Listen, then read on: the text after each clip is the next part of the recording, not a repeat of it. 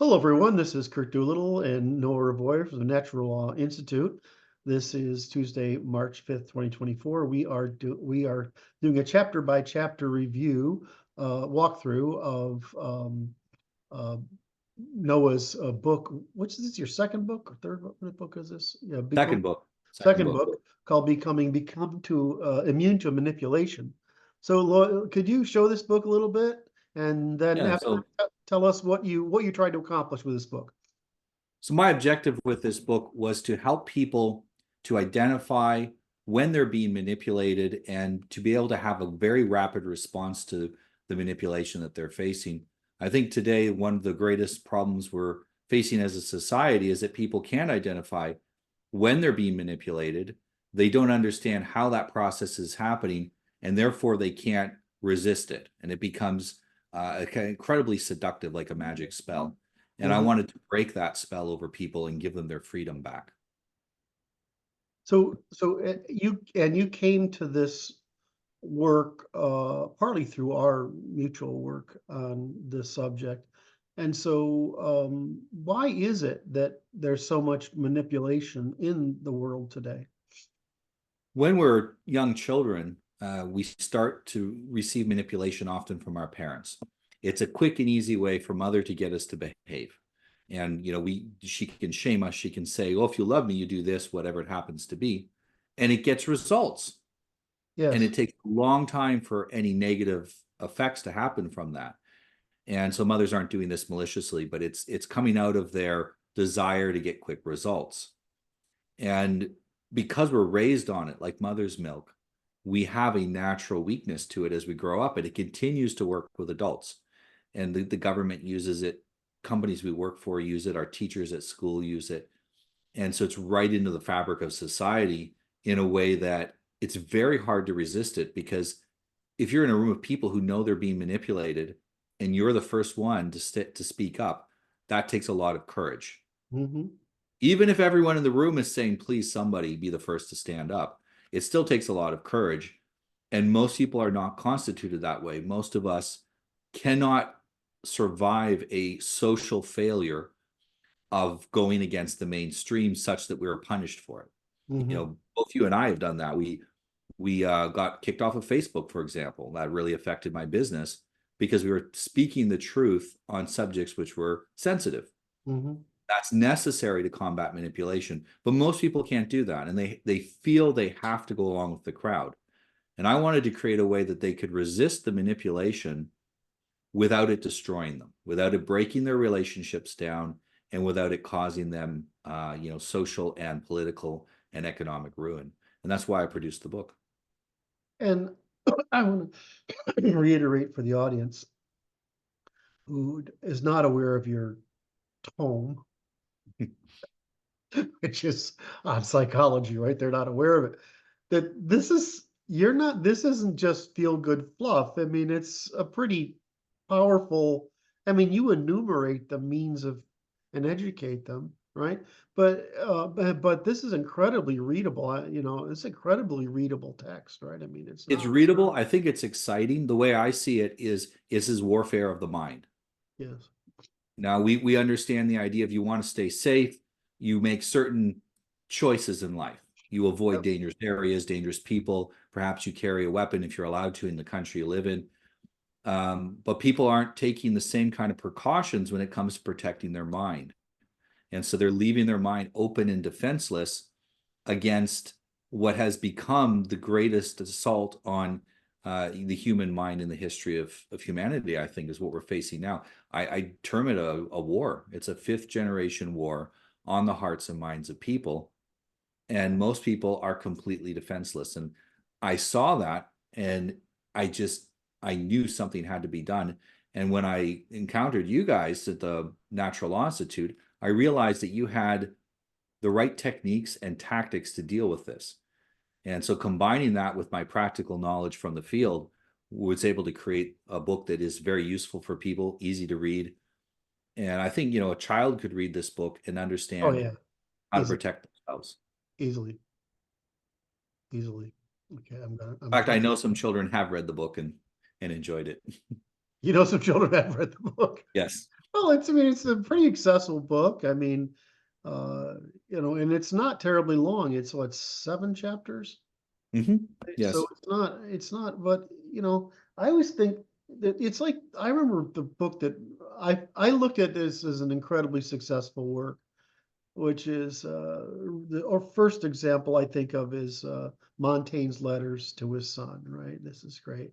But the more recent one is everything I learned I learned in kindergarten, Yeah. which was an exceptional way. And those are, I mean, I would say kindergarten's first, and uh, maybe he's out here, and, Montaigne's out here, but you've produced this nice book in the middle that's valuable to pretty much everyone. Because I mean, I study this stuff, and but I study it from just the logic of lying, which I Yes. call, I mean, manipulation in my world is there's either communication, right, or communication, persuasion, and manipulation and deceit, right? Uh, so I view it that way, and I thought you did an amazing job of getting this across. So I just want to show that you're, Yeah, I think it's the same concept as well, when you read the book, you will understand how you're being manipulated, but there's a level of depth that you need for operational wisdom to be yes, able to go out into the world and protect yourself and be smart about it. And then there's a level of depth that is necessary when you're trying to construct the system for defending yourself. And mm, not everyone needs to go that deep, and it's often not beneficial to get caught in the weeds. For you, for me, it's fun to go down to those deeper things. For most people, they just need to know, what do I do and how do I protect myself? And the book answers that question very accurately and very concisely, while giving you a taste of the deeper things. you know, I went to training fairly young in personality profiling uh, Mm. and persuasion, and it was so that I could teach selling. And I found those two things and the thing was with the both of them, it included a role play aspect, right? And so did my sales training, Hmm. which is brutal. Role playing is very hard for people, right? I mean, Yes. especially hard for people if they're under pressure in an audience environment of audience, right? Because there's too many things going on in your head and so it takes a lot of pressure. But you can do it now. I think, aren't you haven't you either looked at, created, or produced and taught something that's like this as a class? Yes, I actually, my first book here is a textbook. And Yes. this book takes you through 12 sessions of learning how to reprogram your mind. Okay. And the reason that you'd have to reprogram your mind, there's sometimes that programs you had in childhood that were not wrong, not manipulative, they were true, they just don't serve you as an adult. Right. But the Right. primary reason we need to do it is we were manipulated into believing things which aren't true, and it's come to a crisis situation in our lives, Mhm. believing those things, and you need to get that idea out of your head. And Okay. it's not enough for you to logically understand it's wrong, or Mhm. that there's something else that's righter. You must change the way you believe, which is Yes. different than just knowing. And Yes. that's a difficult process. So I scienced out that process, and I made a bunch of guesses that were later backed up by neuroscience based on what we were already discussing for the first book as well. And that Mm. helped to make sure it was correct. But it's very, very effective. Yes. Everyone who's taking it gets this epiphany. And for men, it's usually this point where they say, and I'll see them, I see it in their eyes, the beginning of the session after it happened. And they'll look at me and they'll go, Noah, something happened to me this week. I became a man. What do you mean? Like, I was sitting in the middle of this problem, feeling sorry for myself. And then I realized that no one was coming to save me because I'm a man and that's my job. Yes. It's the same, almost the same story every time. And Yes. I take them towards that epiphany, but it has to be their epiphany. That's right. That's part of the idea is they need to come to the conclusion themselves rather than me programming them. They need to program themselves. Right. And it's brilliant. It's fantastic to see that happen in men, Yep. and their entire demeanor changes, their posture changes. Yes. Suddenly they're standing up straight and they're looking me in the eye and their voice isn't quivering, and everything is better about their lives. Yep. It's funny how that enlightenment, right, which is what you're really talking about, is a moment of enlightenment, all right, a realization, whatever you want to call it, an epiphany. Those things all occur, and how durable they are, um, Yes. in changing something. And it It's takes, very much it's very much a conversion process. yes, They convert from being a boy into a oh man, man, yes, or being an undeveloped male into a man. And it's durable because you don't go backwards.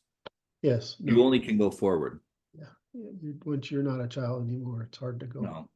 I tell everybody, I said the thing is that, people talk about trans stuff. We're all transforming in life Yes, as we get older.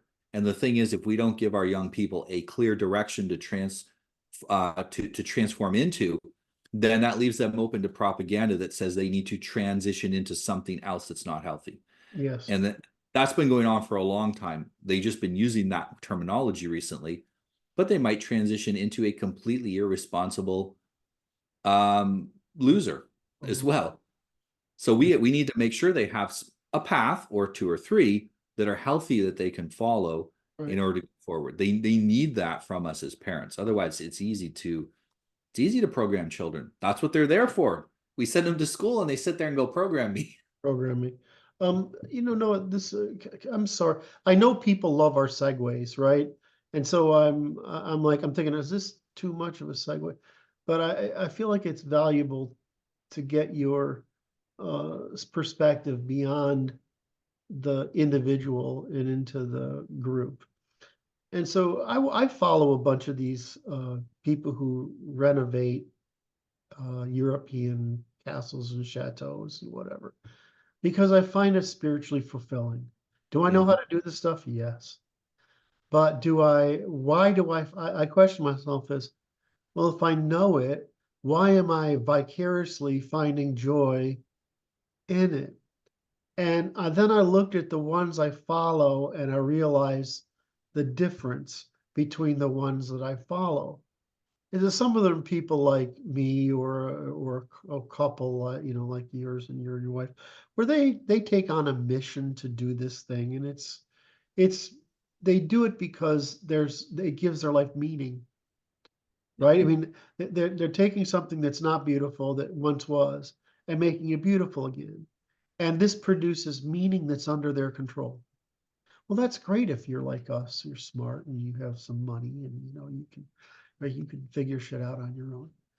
But the one I like the most is at the other end of the spectrum, where it's a bunch of people who are from the, middle class, but they've got workers from them from the working class and from the lower working class. And you watch that paternal relationship between the people who are managing the money, the people who are managing the work, and then the hierarchy of workers. And what you realize is that beautiful relationship between the people whose primary virtue is they're young, they're strong, and they're learning, and the craftsman who's older, who's teaching him, and he's finding meaning, right? The young guy's finding meaning in learning. The older guy is finding meaning in doing and teaching, and the people who are managing and financing are finding meaning, and they're finding meaning together across classes. And and there's and the and I think it's humorous in my world in both cases that the wives of these guys are the ones that pick the paint colors and say, we really ought to have the room layout this way instead. Or, the guys will always do the same thing. I'm constrained this way, and so I thought about laying it out. And then the girls say, well, I think if you make the shower this much bigger than and the toilet this much bigger and you do this over here, that's what we really want. Or I'm not sure that would be a comfortable space if we did, right? I mean, it's just funny watching this, you know, and I always put the women at the top as the aesthetic, right? They're the Well, aesthetic. they're because women are so good at thinking about the immediate, Yes, which makes them exactly. experts at comfort. Right. If you And want to make something comfortable, don't give it to a man. Give it to a okay. woman. Yes, you want to be utilitarian, give it to men. But yeah, it's not surprising why male chefs design kitchens, right? So I mean, kitchens in a Commercial kitchen. Yeah. good. And so I look at this system and I'm like, but see, everybody had a chance for meaning when they Mhm. work together like that. And I find the problem for most people is how many guys have access to people like you and me? They have to pay us, Yeah. right? And so what's happened is we've got all And the these more you need us, the less money you have to pay us, to pay which is the us. problem. And so I think this is the problem of this is the environmental problem of there's a demand for manipulation because there's a capacity and demand for it because people are looking for meaning because they don't have a directly accessible person in hierarchy to sort of appeal to and grow into. And then a lot of our stuff is not meaning. I mean, a lot of clerical work and is just not, we call it, clerical work means you work in an office, right? Yeah. It's not that interesting. I mean, it's not, you know, I mean, it's not that fulfilling, right? What's fulfilling is the social interaction generally that most people find from it, or the economic interaction, or the result that it produced. But it's not like continuously fulfilling every day, and that you're making a difference. And so I'll close with I wrote this yesterday. I rode last month. I rode from Central Connecticut down to the New York area with a bunch of working class guys for a meeting. It doesn't matter what it was. They're kind enough to drive is basically how it turns out. And so we're in there and we're going down there. And as we go by each city, they're pointing to these, see that building over there? I did the ventilation for that. They could, you know, that do that. Man, that was a hard job for this reason, whatever. And we go to the next one. I mean, it's like literally constant, right? Oh yeah, we made the parts for that building there. You see that has a system of wiring in it, so that requires the electricity to work this way. And we had to fabricate the parts for that to produce, you know.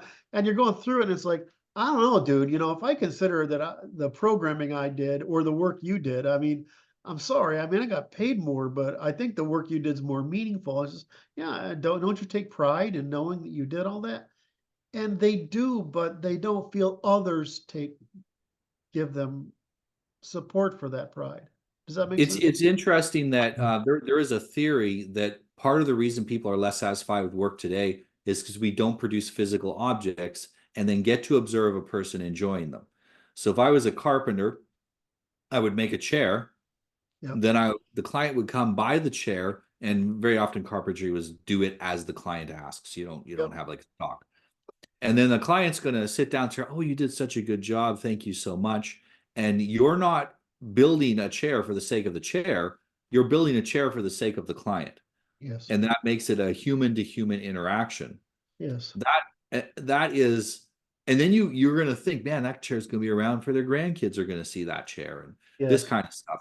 That gives a level of satisfaction you don't get when my uncle said this. My dad's brother, he's uh IT specialist, and he said, I write a line of computer code, no one will ever see it again.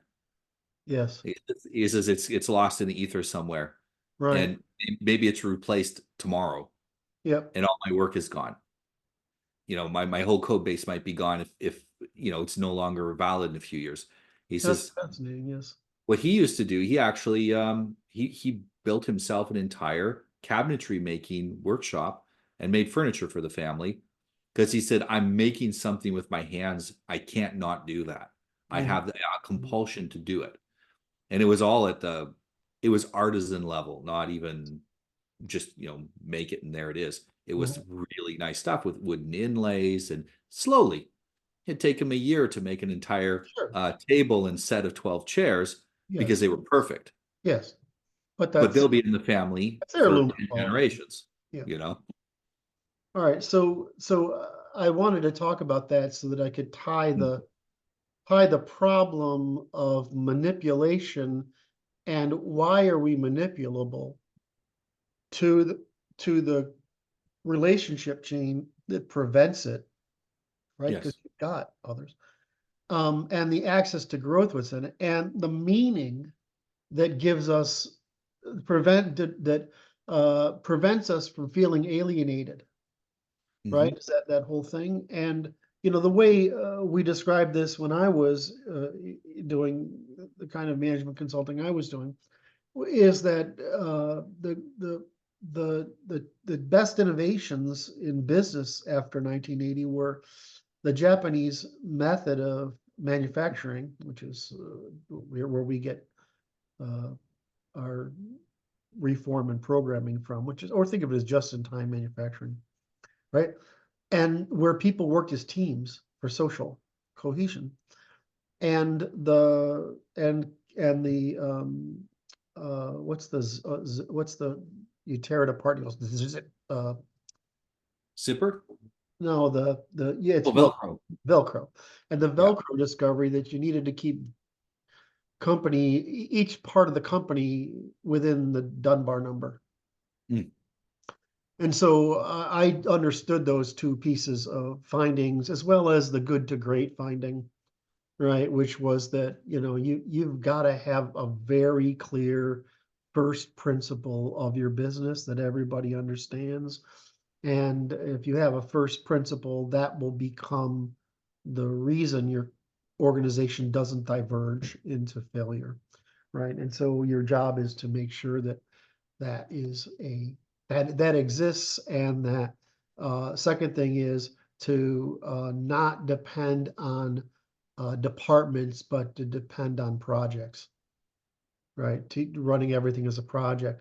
So calcification, I learned that from Microsoft, watching early Microsoft. So they just broke the whole thing and rebuilt it every 6 months or a year. And so, throughout my career, I just took this very approach. But people have accused me of building companies so I can run social science experiments, and I'm like, it's partly true, but it's also the other way around. Is that I learned from that consulting companies is really a matter of developing of social engineering, right? From what we learned from social science, not from what we thought we should learn from manufacturing, right? I mean, that's a All problems in the end are people problems. yes, and people are not going to be different. And so if you want to create a football team, you have to do a certain thing to it, and you have to create a company. It's not that different.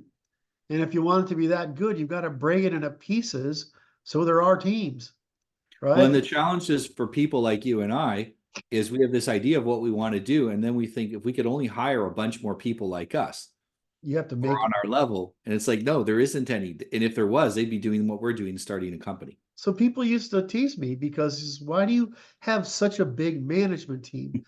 Because it's a classroom, right? If I want to double the company every year or 2 to 2 years, I have to produce the people who think like we do, right? You have to So literally make them. you have to build them, right? And so, I mean, I thought that what's his name at General Electric did just Jack Welch, that was one of his things.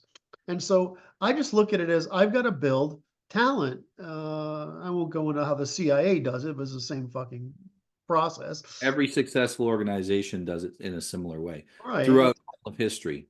Just we're getting better at it How does over the time. military do it? I mean, it does it through rigor, but I mean, it's less creative a process and more do what you're told process. But um, do what you're told. In the American model, it's do what you're told uh, from the orders perspective, but how you get that done is up can be and how do you achieve your mission is up to can be down to the sergeant, right, or the lieutenant, And it depends too if you're talking about soldier or warrior. Get into right? special forces, and even then they'll be like, this guy needs to go, Yeah. find him, and then figure out a way to make it happen. And Well, here's special resources. forces works like you and our team does, which is Yeah. all right. Who's got a fucking? Here's what we got to do. What are the fucking ideas? Right. And that's Well, this I is just why the swore on idea your podcast. I'm sorry. it's okay. There's this idea of make the special forces 100 times bigger, and you can't do that. Can't There do isn't enough warriors right. There aren't enough. in on the planet to do that. Yep. And this is why, as you mentioned, you have to learn to work with the people you've got. Yep. Here's the one organization that's not using any kind of innovative management methods is your average nuclear family.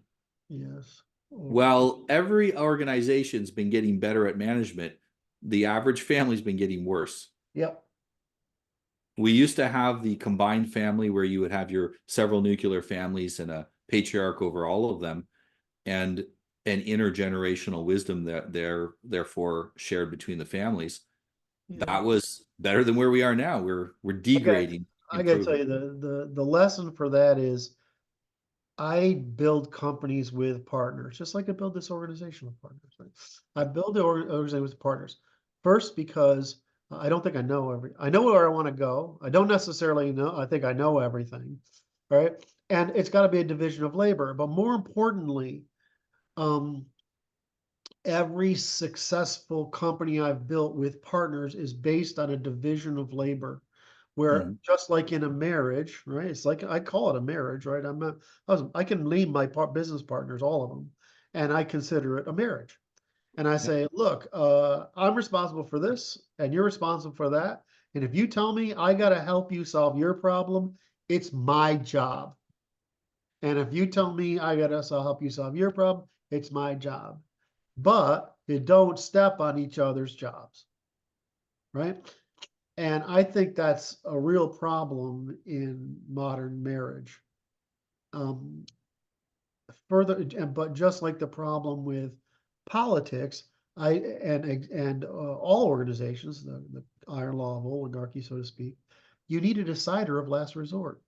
If you don't have a decider of last resort, there won't be consistency in the direction. So you actually end up with division. So in general, most families traditionally leave tactical decisions to the woman and strategic decisions to the man, right? Right? No, it gets reversed, right? So some women are simply better managers than some guys are, right? But equality is a really stupid, right? Reciprocity is a really good objective.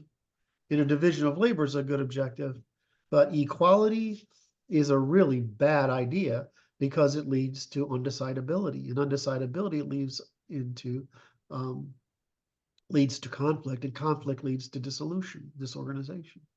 This is why I always tell people that the purpose of a prenuptial arrangement is not to decide how you will get divorced, but to tell you the rules of the marriage so that doesn't become a problem in the first place. That's right. That's right.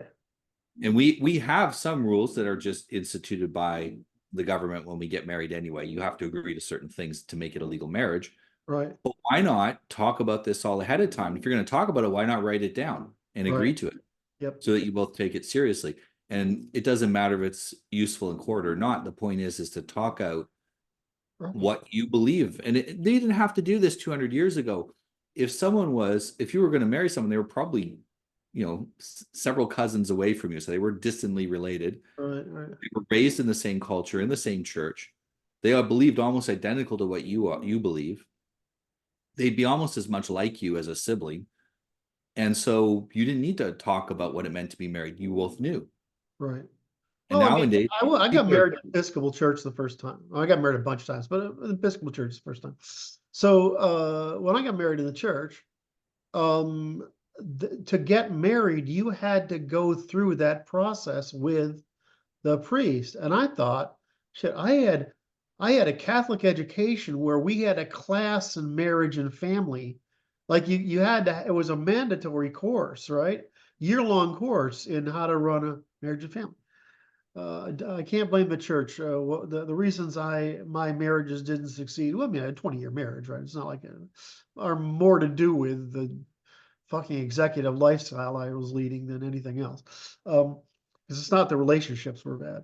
But then I went into the priest the get married, and the priests took us through what was expected of us, and did we understand this agreement we were undertaking? And I felt at the time it's like, who are you to tell me that? But quite a bit, it wasn't too much later I realized trying to protect my ass, Yeah. right?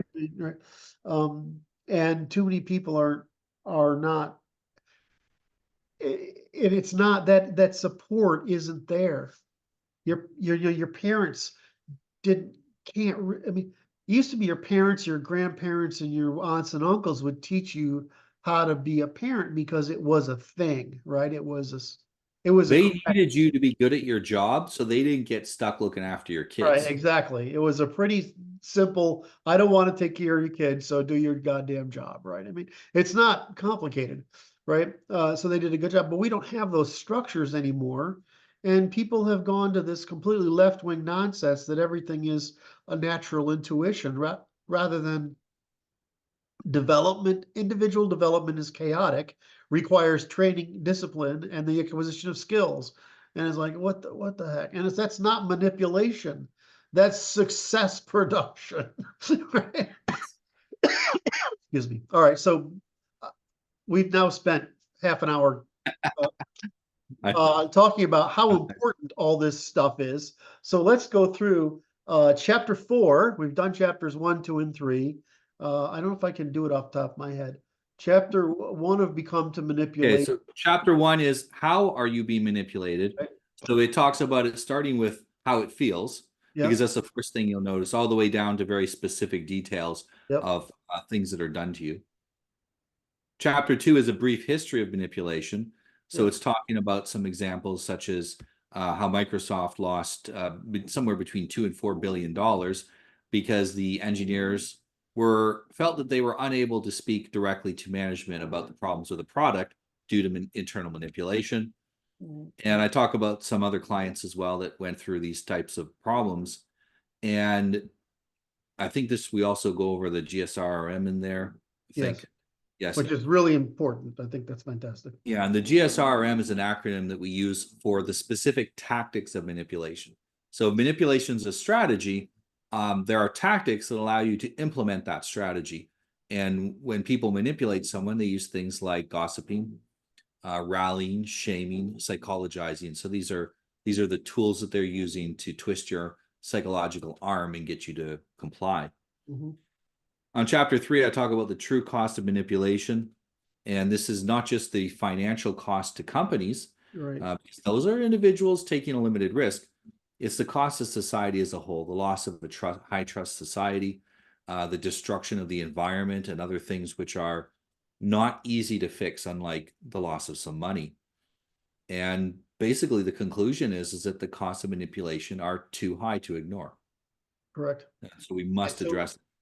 So what's chapter 4? What's today's chapter about? And chapter 4 is getting into the nitty gritty about how do we defend ourselves against manipulators. Yep.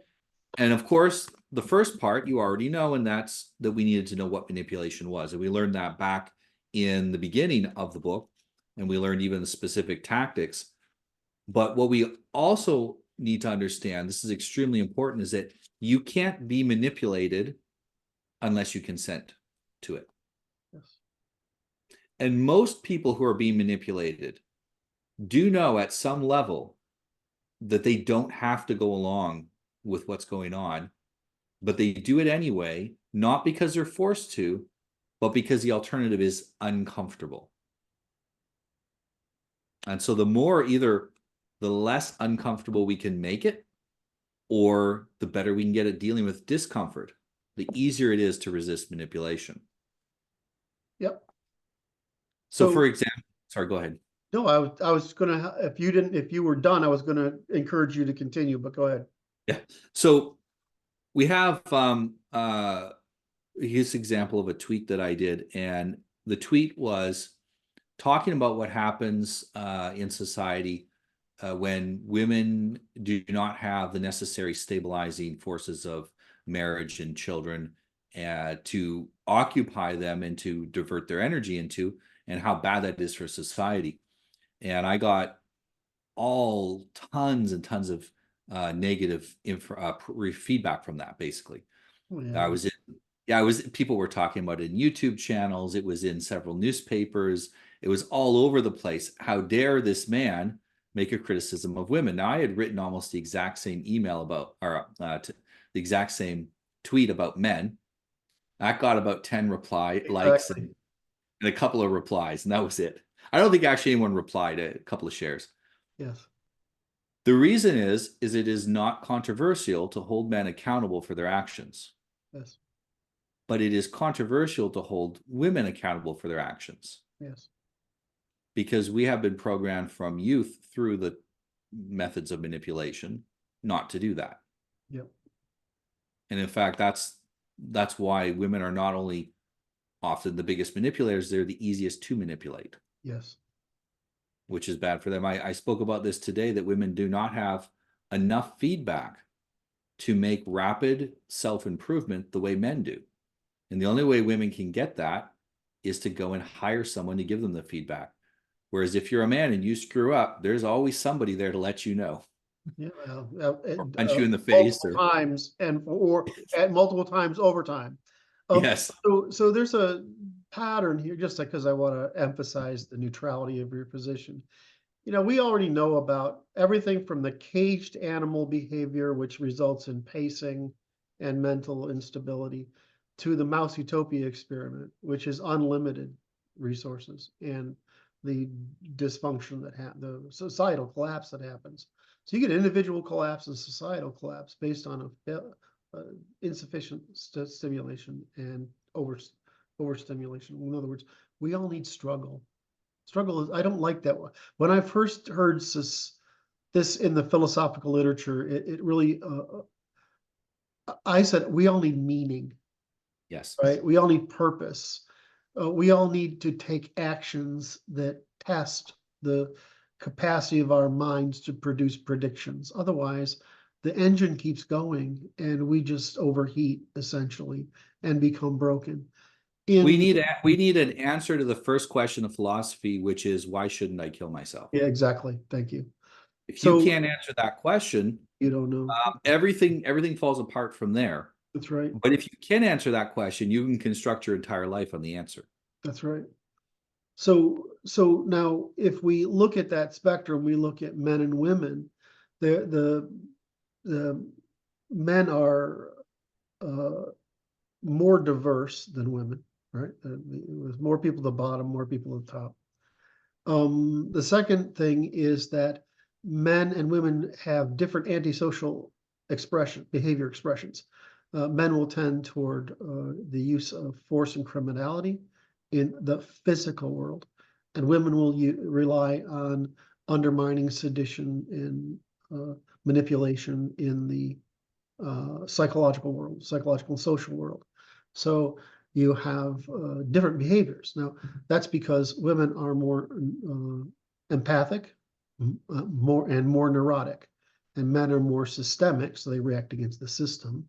Women react against emotions, and men are less neurotic. They're more they're less. It's interesting. What does neuroticism have to do with agreeableness? Like, you're not neurotic if you're disagreeable, right? I mean, right, so to speak. You're less likely to be neurotic if you're disagreeable, and this is not quite true, but I'm trying to make the point here in contrast. And you're more neurotic if you're agreeable. In other words, you have to get along, but you're always afraid. If you don't feel the need to get along and you're not afraid to just worry, right? These are things that manifest in sex differences in behavior. I think the tendency of the 20th century is to try to produce the fictional equality of the sexes, which tells us nothing because all of us are relatively equal. It doesn't mean any, I mean, there's a spectrum, there's a bunch of dimensions, a small number of them: personalities, intelligence, right? Physical fitness, sexual reproductive desirability. I mean, these are all known dimensions of that give us advantage or disadvantage. You want to say something? Go ahead. It's well understood in psychology that women prefer to marry up. They prefer to marry men that are better than them at pretty much all of the main characteristics that you could measure a human being by. And that's not controversial at all. It's called hypergamy. It's no Yes. one disputes that's true. Right. And my question I always say to women is, if women, the majority, are marrying up, how is it that we're equal? Yes, that can't be the case. So the net of this problem is that by focusing on the positive similarities, we then make ourselves ignorant of the negative dissimilarities, which is which constitutes almost every single difference or problem we have to solve. And so, the subtle differences how men and women manipulate is something that I think people consider one of the fundamental pieces of my research, right? I mean, right? I'm more interested in the logic, but they're more interested in that, right? I mean, but it's profound how different men and women manipulate. You can see the women using threats of force and men using GSSRM. It happens, right? Yeah. But it's not in the main, it's a distribution, right? That's like that. And you So, will generally see men in what you would call friend or peer social circles. If we do use physicality, it's I want to be better than that man, so we'll compete with him. right. And women will say, I want her to be worse than me. Yes, yes. So Yeah. men compete by excellence and women compete by pushing the other Undermining. person down. Well, And that's there are different ways of competition. it's how we conduct war. Sexes conduct warfare when women by undermining and men by competition. And so, in any event, I don't want, I mean, the problem whenever Noah and I have these conversations is we have about a million things we'd love to talk about, because they're so illustrative of these issues, but it gets hard to then focus on working our way through these chapters. And there's only 7 chapters, and we spent quite a few months now trying to make the time to get through About one a month. but one a month. And the reason is because every other conversation we have, we start out with something like we did this time, and it uses the entire time allotment. And it's not like Noah, it doesn't have clients booked, constantly throughout the week. So, and you're also, Noah, I would say you're actually pretty disciplined out about managing your family time, right? Is that true? Yeah, I set aside a narrow band for work while my wife and children are doing the kids' schooling. Yes. And so outside of that, I try not to be busy because my children are very much like me. The more intelligent your children, the more disagreeable they are, the more work they are, Yes. and That's the better the end result is. yeah. But you got to put that work in early. Right. Like someone said that the difference between the hero and the villain it isn't capacity, it's choices. Choices, yes. Yeah, I don't want to raise a bunch of villains. I remember somebody because my brutal honesty, right? I mean, I've had Darth Vader masks given me and this other stuff too, which I always find, it's like anybody who knows me. I mean, you know me pretty well, right? I'm a pretty caring guy, right? I mean, but I mean, when you're in business, you have to make the tough decisions, and you can't be ashamed of them, right? I mean, they're just what's got to be done. So if somebody comes along and tells you that, your makes up some motive about you that you don't have. And I'm like, no, I mean, I'm just not manipulable. Right. I I mean, like the ones where you had the cat and they were pretending you were a Bond villain. yeah, I mean, Jesus, it's like, I'm not like that at all, really. But if somebody has to make the hard decision, I'll bear the responsibility of making it. Right. I mean, it's just what we have to But do. what's the same between the villain and the hero? It's the what? What is the commonality between the villain and the hero? What is the common? So you answer, because you'll say They're both dangerous. they're both dangerous. Yes. Yes. So we're both dangerous men Yes. in various aspects. Yeah. And because of that, there are those who cannot perceive the difference. They just see danger and they don't understand that we are applying it righteously Yeah. Yes. versus those Danger who is would a apply it resource. Danger is a equally. resource that can be applied good or bad. And so, like any, your advice for I think Luke does this too, right? Is men need to be dangerous because it's a resource that you can Yes. put to good or ill, and you put it to good use. And your automatic expectation of that, so in other words, what you manipulate yourself into believing is going to happen from that, depends on what you have seen in your history. If you have only ever seen dangerous men use that abusively, you're going to believe that dangerous equals abusive. If you've only seen them use it righteously, you'll believe dangerous equals a righteous man. And if in my case and in your case, we've seen it used both ways, we understand it as simply a resource and not a moral issue. It's something you should have. How you use it is the issue. I remember my response was, if I wanted to be a Joseph Stalin, I'd be fantastic at it, right? Yeah. But this is how I choose to apply myself. It's a choice, right? I mean, it's not a capacity problem, right? Some of us just choose to do the right thing, and Yeah. it's all responsibility. I mean, you take on responsibility for people. I take on responsibility for people. It's just being a man means bearing responsibility. And So because we're bearing responsibility to construct things, yes, it's a much more difficult, slower, and longer process than those who take on the responsibility of destroying the world.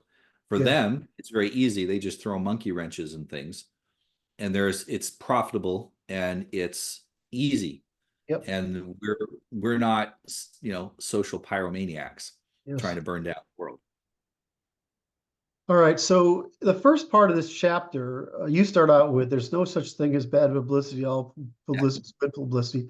And then you go through examples of how you've people have tried to misrepresent or manipulate you because you have influence, right? You're it's not like you have a million followers, but you have influence in the world, right? I mean, I have And influence, some of my followers have much, much more but more influence than influence I than do. you do. And so I influenced them in turn.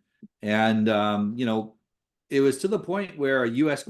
congressional representatives were calling me dangerous Yes. because of the people that I was in regular contact with, and because of those Which if people's you know you, right? If one knows you, yes, that's, yeah, I mean, yeah, he's dangerous in the good way. yeah. Well, here's the thing, there was a pedophile who was interviewed and said, "Well, how did you pick your kid?" And they said, "Ones without parents, because are ones without fathers, because fathers are dangerous." Yes.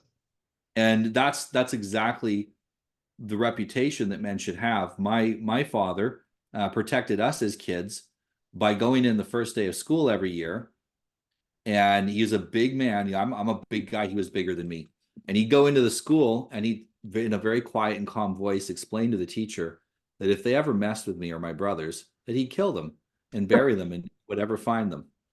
On the other hand, if you need any help or want someone to go on school trips or anything's going on or my kid's acting up, just here's my number, call me and I'll come and sort it out.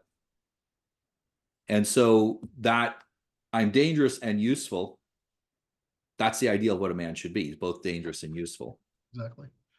So they called me that. Now, this actually corresponded with a explosion in the amount of business I was getting. I had people phone me up and say, yeah, I heard about you from this news article or from this other thing, and this is proof that you're my guy. Yes, exactly. So I can trust you to tell you stuff. So I want you to help me. To the point where they launched 2 child protective services investigations against me, and people within child protection services who were sympathetic to me called me up to warn me about it, told me the whole thing, the case numbers, everything, what was going on. And I explained to them it was perfectly fine because I live in a totally different country where they have no jurisdiction, and to let them waste their money on that. Let them, because if there's cases open, they won't open new cases. So just let them waste their money on it. I had we all had FBI visits. I had a visit from someone from MI5. Yep. So it was taken very seriously, which meant that we were on the right track. So it did 2 things. It encouraged me because, hey, I'm getting traction. I must be saying something important. And it did the same thing for all the people who were watching. And it made a huge difference. They actually were, they only were concerned for me is that they said, you've already done this. I can't go into detail, but you've already done this somewhere else, right? Yeah. And it looks to us like you're doing it here. And I'm like, guys, I try to explain to them how I work, which is, I have a mission, which is to disabuse people of the illusion of their powerlessness. Right? That's really what I was trying to do. And so I said, well, I want to make sure you understand you are not going to be victims here. You have this choice to you. But if I start showing how to take over certain cities, right, which is what I did, right? I mean, I was trying to show that this is a big country, and if we can't hold down a bunch of guys in Lebanon, why do you think we're going to hold down the United States? And so we need to be under this illusion that we're going to be victims, right? Which I want people to accept, to take responsibility. Right? That's what you Yes. and I both Well, do. and Take responsibility. actually, what you were simply warning about was a vulnerability in the system. Correct. It's fortunate that we don't have 30 million recent illegal immigrants in the country that could take Oh, advantage of those vulnerabilities. Because that would be a problem. Because if you noticed it, someone else noticed it. well, I noticed it, but I mean, it's not like there aren't think tanks that specialize in this stuff at Rand and elsewhere, right? And that do reports for the general staff, which makes it to the president and sometimes to at least certain groups within Congress. Um, And if and it gets there, it gets to China. So oh Christ, killing me today. So I mean, it's like they were basically said, okay, what they called me was a unicorn. In other words, I see what you're doing, but but we want to warn you, don't inspire anyone to do any of this. So yeah. I just changed how I was approaching the problem, because I mean, I don't want somebody to go out and take something I'm explaining as a strategic objective means of changing your mind about the world and actually go act on it. So, Well, as I said, we're not the guys trying to burn the system down. We're the yeah, guys we're trying doing, to create something better. let's be straight. We're trying to prevent what we considered a deterministically negative outcome from occurring by creating an awareness of it and how to mediate it, right? We're trying to provide the solutions to what will happen if we don't alter course. Well, Because even this book is for that purpose. I There are know, all kinds of entities and institutes out there that you can learn how to operate the tools of freedom yes. that you're allowed to own in the United States. There's nowhere out there teaching you how to prevent yourself from being manipulated into thinking that you're not even powerful enough to protect yourself in your neighborhood in the first place. And so I wanted to provide that defensive tool that wasn't there on the market. And it's those who read it, it permanently changes how you think about facing manipulation just by reading it. That's all you have to do. You read it and it will change how you think. So I don't know if you want to go through those.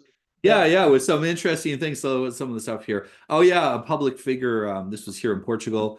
Threatened to beat me up if he ever saw me.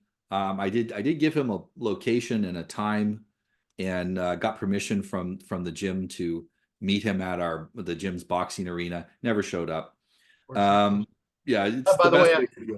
I've said if you can't do this anymore, but back when it was permitted, I'm like, here, set a time and date, and I'll be there. And I'm like, I'm an asthmatic, post-cancer, 60-year-old man, and I'm not afraid of you. They never show. It shuts No. them up, though. The second thing that happens is if anybody really threatens me, I just get a restraining order on them. And the truth is, I never have to get the order. The Mhm. minute I start filing for it, they shut up. Yeah, and it's what it is that they're using manipulation as a weapon. Right. And the manipulation only works if you allow it to work. As soon as you say, no, I won't allow that to work, it falls apart. Yeah, so I ended up getting over 1.5 million impressions, it says in the book. Now it's about 3 million on that tweet. And that doesn't sound like a lot, but I got it there. I got it on Facebook. I got it everywhere. And I had to block, I don't know, about 25,000 accounts just to stop them from trashing up the timeline on every Yeah. single post that I made. But it was an absolute roller coaster. It was a lot of fun. And I think you need to go through that kind of battle to realize that there's nothing they can do to you. Now, here's the other thing. I was relying on one form of social media for my primary marketing. This made me realize I had to make a better system of defense in Yes. order to protect myself. And it started with me bringing in a whole bunch of my friends onto my Facebook page so that they could start blocking people. I couldn't block 25,000 people myself. Yeah. That's because I had about 25 people on there, and they each blocked 1,000. And they would just scour my page every day, and I didn't pay them anything. These are people that I've helped in the past. They'll just do Uh, it for good, out of Care goodwill. about me. They care about the message. Absolutely. The lesson of this that I learned is that you need to set up your own defense. You need to anticipate this happening, especially if you have decided you don't want to be manipulated anymore.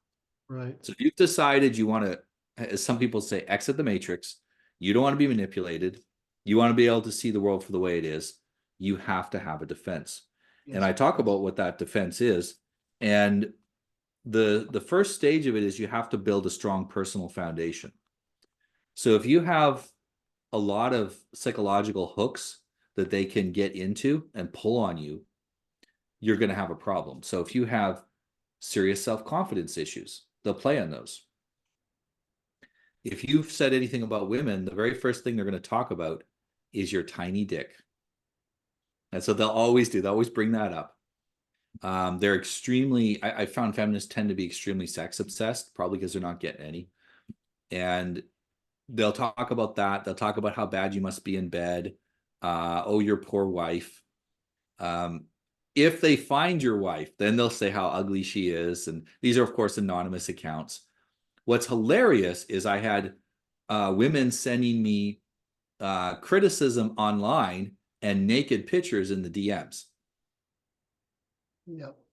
Because they were I've part had, of the I've criticism had for that their, too. Just yeah. great. It's crazy. The women, I the women are crazier than the guys. At least are upset. But the women, the whole thing of talking trash about you and then sending you like 30 nudes is just like, what the? Anyway, go yeah. ahead. Well, what it is your ability to laugh in the face of all of that is the ultimate masculine own. Yeah, yeah. I'm so unworried about your acceptance of me Yes, yes, yes. that therefore your acceptance of me has no value, so you might as well give it to me anyway. Hmm.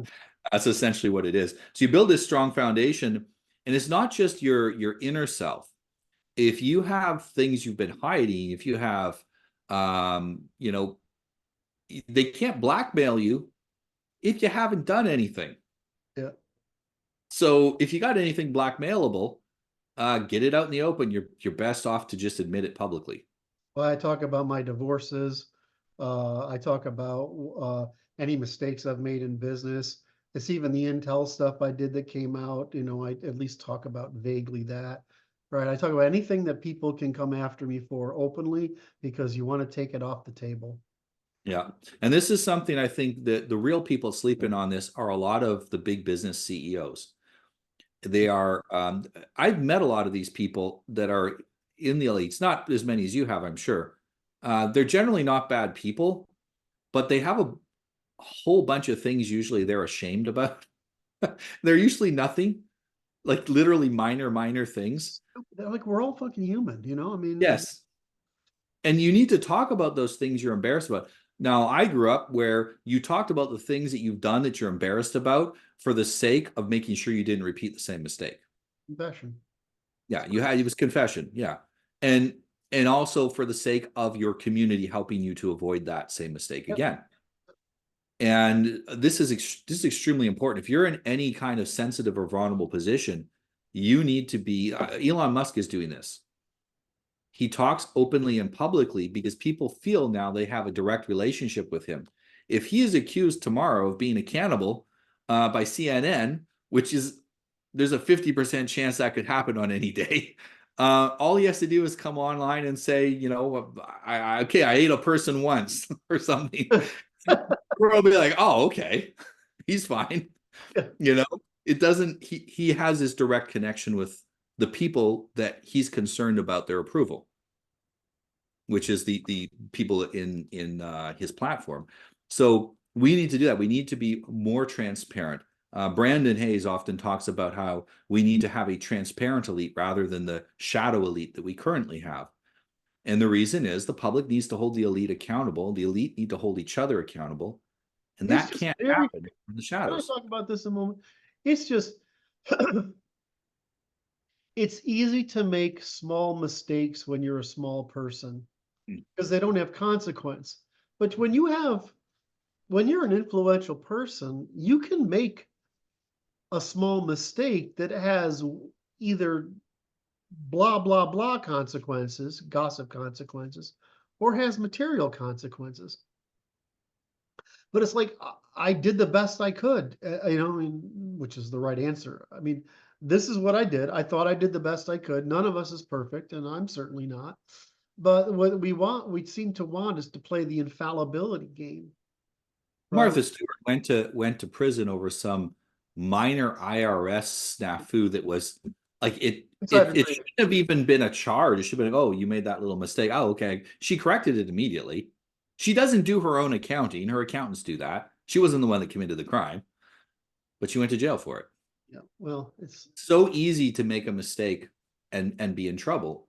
You uh, most of the time you need to be transparent. well, anybody who's been in business, all right. I mean, you know, like I have this problem with my bio, right? If you're marketing, you give your bio to the marketing department, they spin it, and the next marketing department has to release spins it a little bit more. And it's a telephone game to the point of what the public is saturated with versions of your bio that have become to be somewhat humorous, right? Because they're running around like that. And I'm like, well, I don't know who that guy is, but it's not me. I mean, I did these things. I did these things wrong. And right. So you get a little bit of that going on. The second thing is that you can do things for good intentions that turn out badly, but it's because you had the capacity to try to do something good, right? Yeah. And it turned out badly. Nobody's omniscient. I mean, and so I look at like the Trump thing where they're doing this crap in New York City, and I'm like, okay, if you want to come after the guy for something, that's great. But I mean, for overstating his asset value, I mean, find me a company in the world that doesn't do that with daily regularity. I Well, mean, he did the financial equivalent of going, my fish was this big. yeah, exactly. But, There- but so does everybody. Matter of fact, Exactly. the whole credit system forces you to do that, right? I mean, because the credit system wants to lie itself. So it needs a lie to base its lies on. And so you get this thing where everybody's playing this game. It's like depreciation. They tell you to depreciate something. If I buy a computer, fuck, it's worth zero tomorrow. It's not I worth, need I need to you get something from the front door. okay, 1 second, pause. All right, medicine. So, I mean, if you want to criticize somebody, like look at the Congressional Budget Office of the United States. You want to talk about financial misrepresentation. I mean, that basically its function, right? I mean, or you want to talk about a number like GDP. I mean, what's accounted for in GDP is utter nonsense. It's just the best the morons can do with and so I just look at this and I'm like, okay, well, you're coming after this, but everybody in business goes, well, I mean, it's just how it's done, right? I mean, there's plenty of stuff in law. I mean, this is what I do, right? I look at law and I'm like, well, that's how they do it. Yes, freaking wrong. It's corrupt. It hurts the public, but this is how they do it. So, I mean, Everyone that sold their house has overinflated the value of the house when they make the first offer. of course. No one's gonna. I've never seen anyone go, it's exactly $500,000 to the penny. Yep. So what you're gonna pay. It's always overinflated. Then you negotiate a deal. That's why when you do this type of stuff, the other side has to do their due diligence to see how much you've exaggerated. Yep. Which, by the Yeah, way, we pricing anything over the next 5 to 8 years is going to be a friggin' is because the data this month is that the world is falling in, like, we spread out the financial crisis and now the world is spreading theirs in, right? I mean that's just happening everywhere, and it's I don't know what's going to happen. I have more confidence in the fact that we have better information than we had in the past. So I think we're much better at trying to alleviate things. But if you want to see foolish financial games, the governments have been playing them and are about to really play them soon. But anyway, so Well, the question is are they willing to take their lumps and correct it, or they want to try to do another round of let's pretend this is all okay for 5 more years? they're going to do the latter. You know, that's what they're Yeah. going to do. It's gonna be interesting. But yeah, I create this with my clients. I go over it with them. What are the things where you have weaknesses, and we're going to harden those areas? What are the things you're embarrassed about? You know, if you're going to sell or be a public figure or do anything where your face is in the public, an influencer, you need to armor yourself against attacks. Yeah. And you need to out all your Trump did this before he was going to run the first time. If I was Trump, I would have my own department specifically for leaking my own stuff. Right. And I would be leaking I would be leaking all the little sexual picadillos he had constantly, because Make it known. I want people talking about that. I don't want them talking about the other stuff. Right. You know? I mean, he bagged Melania. I mean, that's a what do you? I mean, is she? This isn't your room temperature IQ chick, right? This chick's like If you're in 140, France, 140 IQ. if What? you're in France, you can lose the presidential election for not having a hot enough mistress. Yes, that's true. No, mistress. Your wife Yeah, can be ugly. Your yeah, mistress has to be hot. I think it was Mitterrand. I was one of the French presidents, and they were like, "Oh, you're having this affair with this beautiful woman." It's like the British press asking, and he just smiles. He says, "Well, yes, of course." Like, well, so what? Well, that's actually. I mean, we've known this since the kerfuffle with Nixon. Is it the way you play into those games as a man, as to say, yeah, I did. It's And true. women want me, and I have only so much ability to resist, right? I mean, I'm a man, and you just play it. And for strangely enough, the truth, as you and I are always saying, the truth is the best medicine. The truth tends to work. I mean, I've said this 100 times now. It's so tedious, but it's like what Tiger Woods screwed up not saying. I mean, Tiger Woods, all he had to say was, "Look, I'm only a man, right? And women throw themselves at me, and I have my moments of weakness, right? We all, however, and Even when it comes to financial things, we have a city hall right near where I live here, one of the larger cities in the country, and I think it was the president of the city hall, the mayor is what we call it in English. The mayor was charged with corruption, put in prison, and won the election from prison. yeah, Because what he says everything is so disorganized in municipal governments that I would award contracts, yes, to my friends at the market rate, because I knew them, they owed me the personal favor to not overinflate the final cost of it. right. So I balanced the budget. He actually balanced the budget and got everything done, and the city was running like clockwork. He says, so what if it went to my friends? So what if they kicked some money back to my reelection campaign? I actually made things work. Yes. And people bought it and reelected him in, and he's still the mayor now. He's out of prison again, and he's there. Because it was true. That's all the people really want. I mean, Nobody cares about corruption. They care if their city hall runs properly. And well, hold on a second. That's not corruption. No, exactly. This is the symbolic versus demonstrated, right? If you're doing that, I mean, I mean, the whole fucking construction industry works like that. I mean, the whole thing is you if you and I are a general contractor, right? We're in charge of structural steel and foundation structural steel, right? Dirt foundation and structural steel, right? That's what we're in charge of. Everybody else is subcontractor, right? We manage the project for all these guys. You don't think it works that way with all those subcontractors? Of course it does, because the fact that you even bid it out is just to justify to the people that you're, banks and whatever, that you've actually got a good price. But the fact is that you only will use, I mean, this is what they do, is great companies monopolize the good subcontractors, right? They keep them busy. Why? because stuff actually works when they do it. Yeah. Versus, China's where they got corruption, where you go and you buy a concrete guy and the concrete's full of vermiculite or, got rubbish for that matter. And, you can push your Oh, finger, it's tough as a cookie. you push your finger right through it. Right. I mean, the first sensitive of damp, the stuff just disintegrates.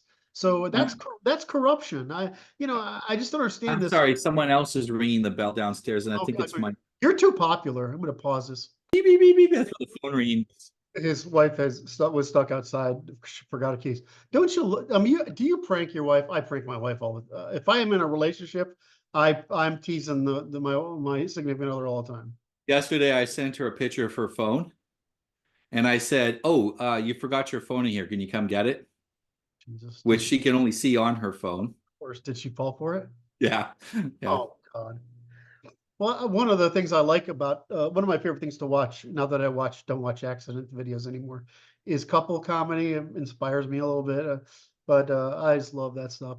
Anyway, yeah. uh, back to So your that first thing is you remove your personal weaknesses and your personal chinks in your armor. And the second thing you need to do is you need to start building defenses. So that is going from the passive. You want to remove what is there that shouldn't be there. And then you want to start building up your defenses. And that means partially your mental defenses to manipulation. You need to stop caring what people that don't like you think about you.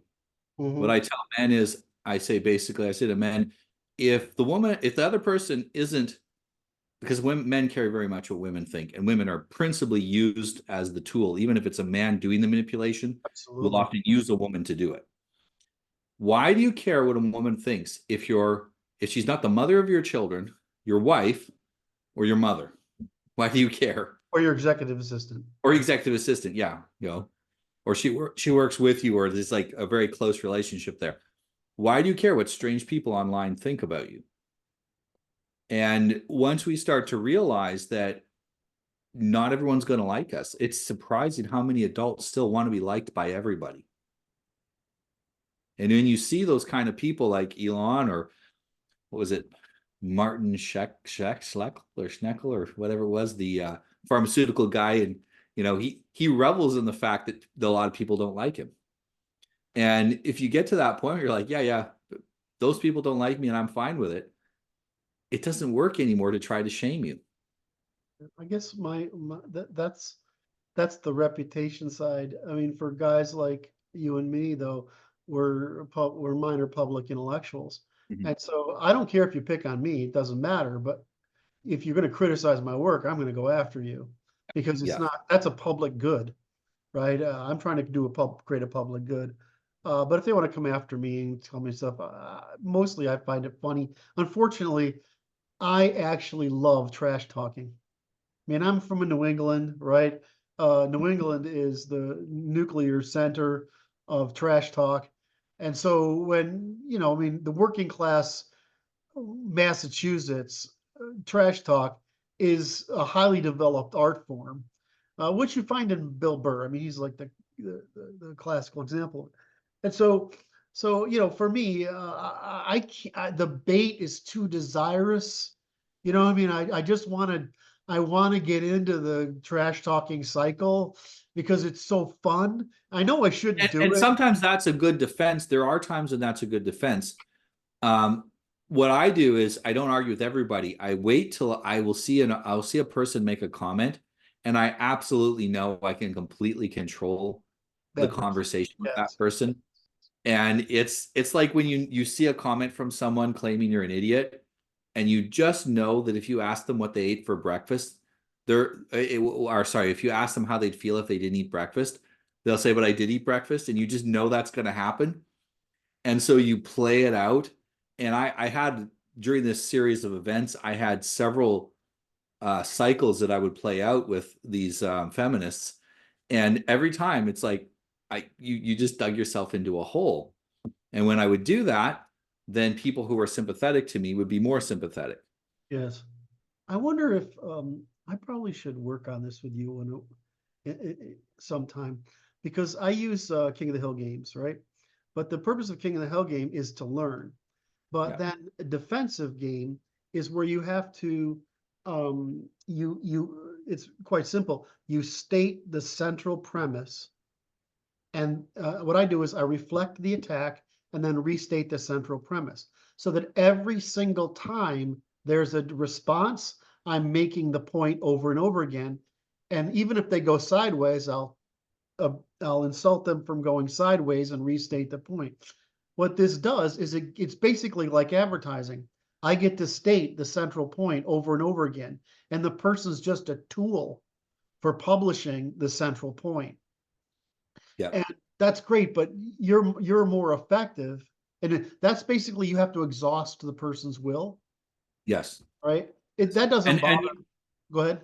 the trigger you want them to do, you want to trigger them to write massive, massive paragraphs of response to you, to which you write too long, didn't read, but blah, blah, blah. And just one thing in response.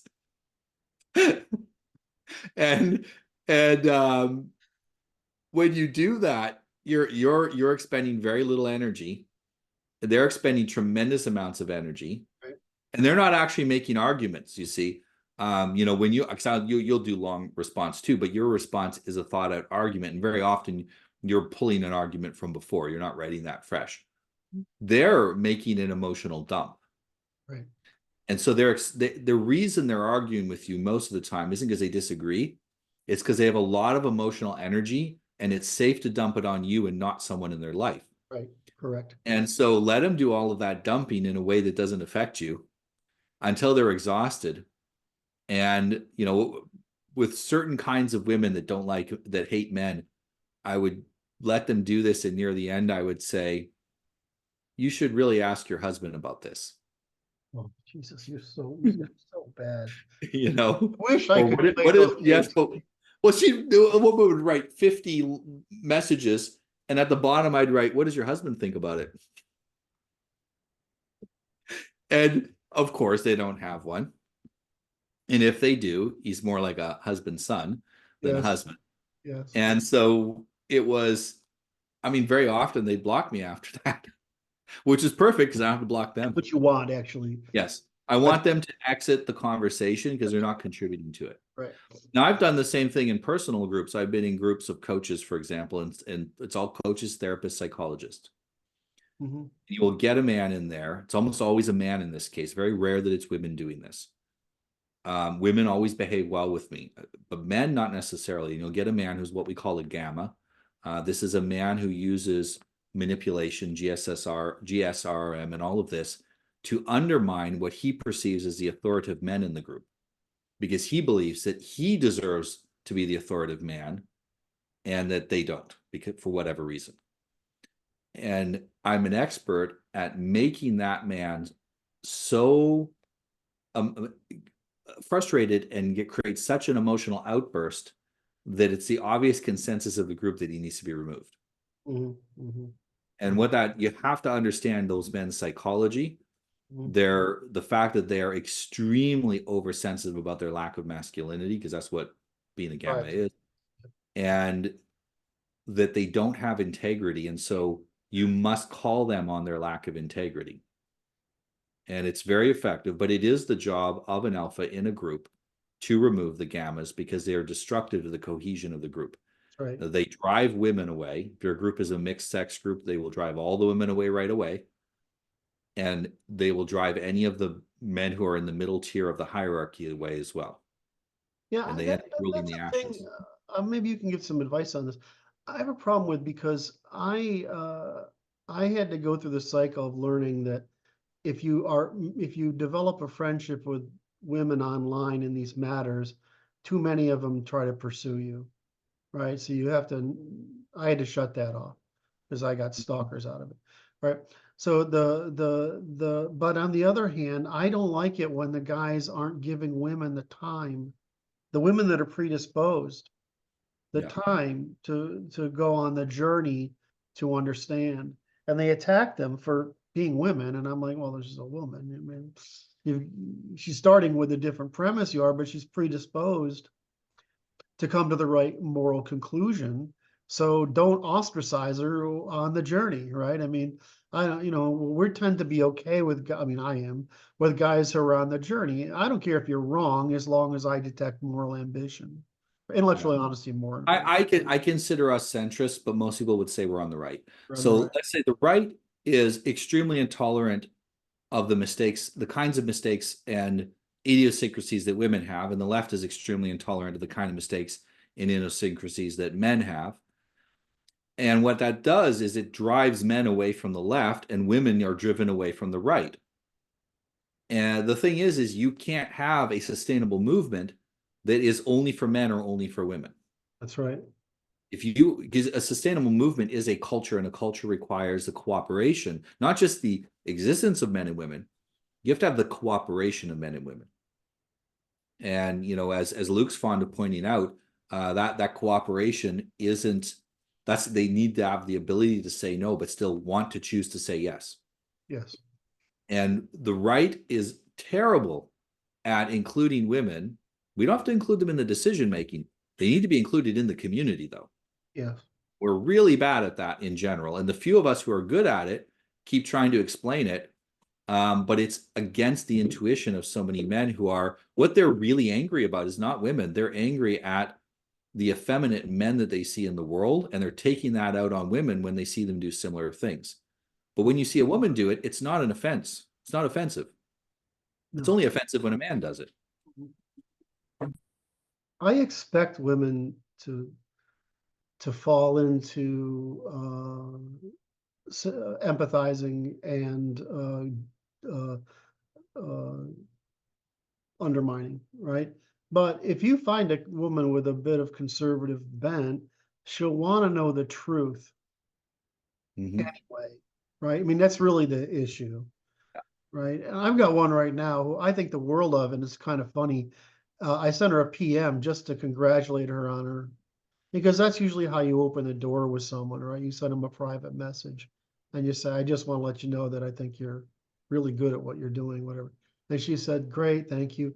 But I have an arrangement with my husband that I don't respond to private messages from men. And I was like, A, good for you. B, it makes me sad, right? Because it's harder to provide positive reinforcement, right? Indirectly. And so it's like, what do you do? Well, you can entirely respect her wishes, or you can say, no need to respond. I'm just providing positive reinforcement for this. So that's what I do. Right. But, I was like, this woman is pretty hardcore. She doesn't understand men that well, but she understands the need for what's true. Right. She's like a lot of women, is that they can't imagine a man's mind, right? They project, right? They Oh can't imagine yeah. mind. And even, I'd even go so far as saying, is that necessary for them to do that?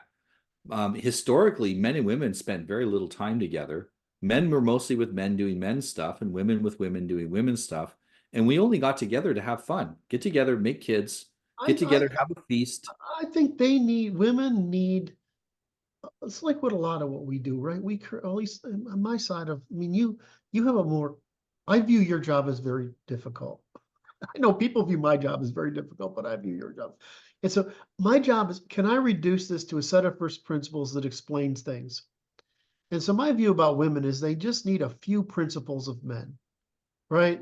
It's like, I really like the four agreements for women as a philosophy.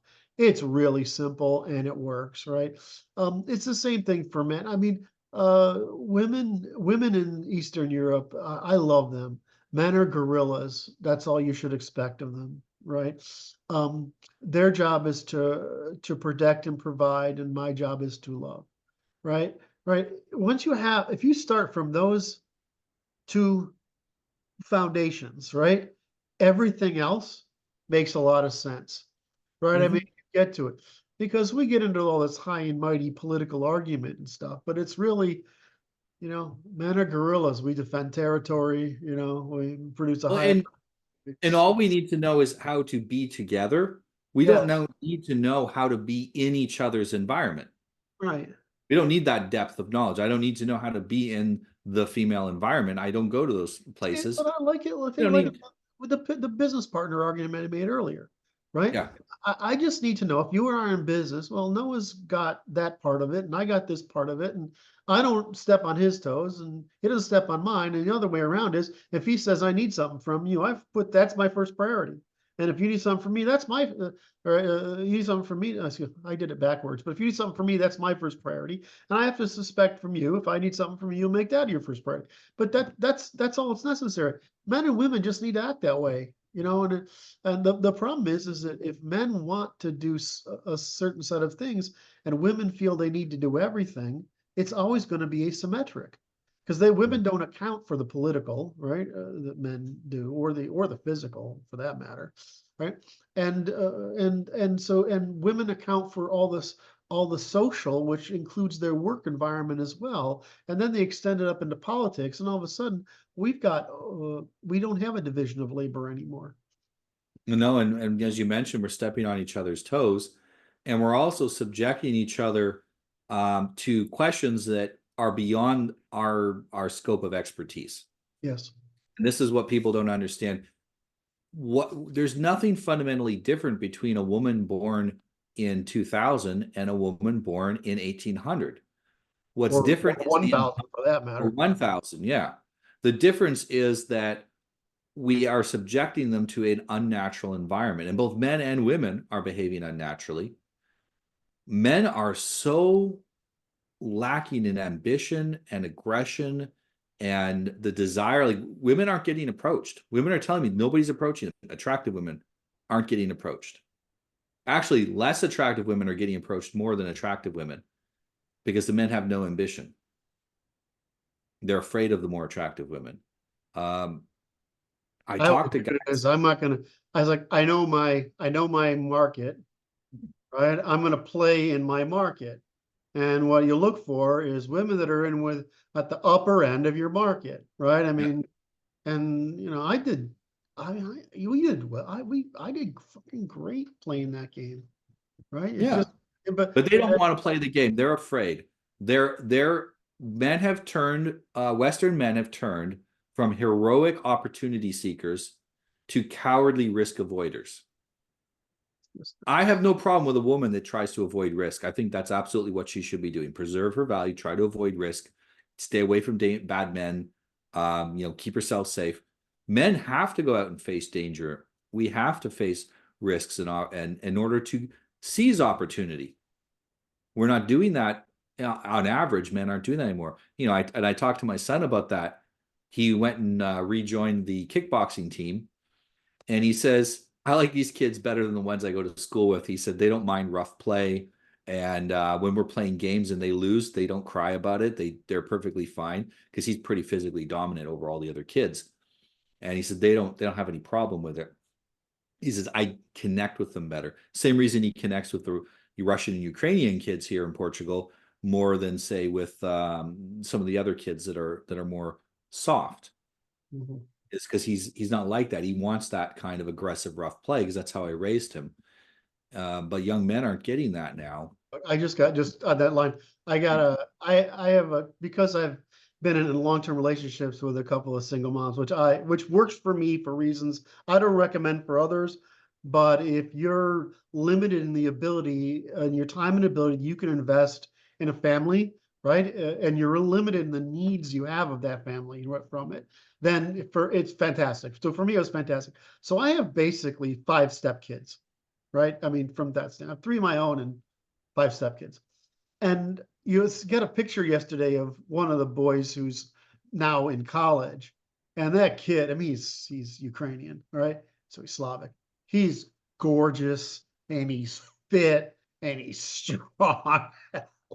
Whoa, no mercy, right? You know, he's not a, you know, his mother's a mathematician, right? So he's really good in school, plus he's really good in sports.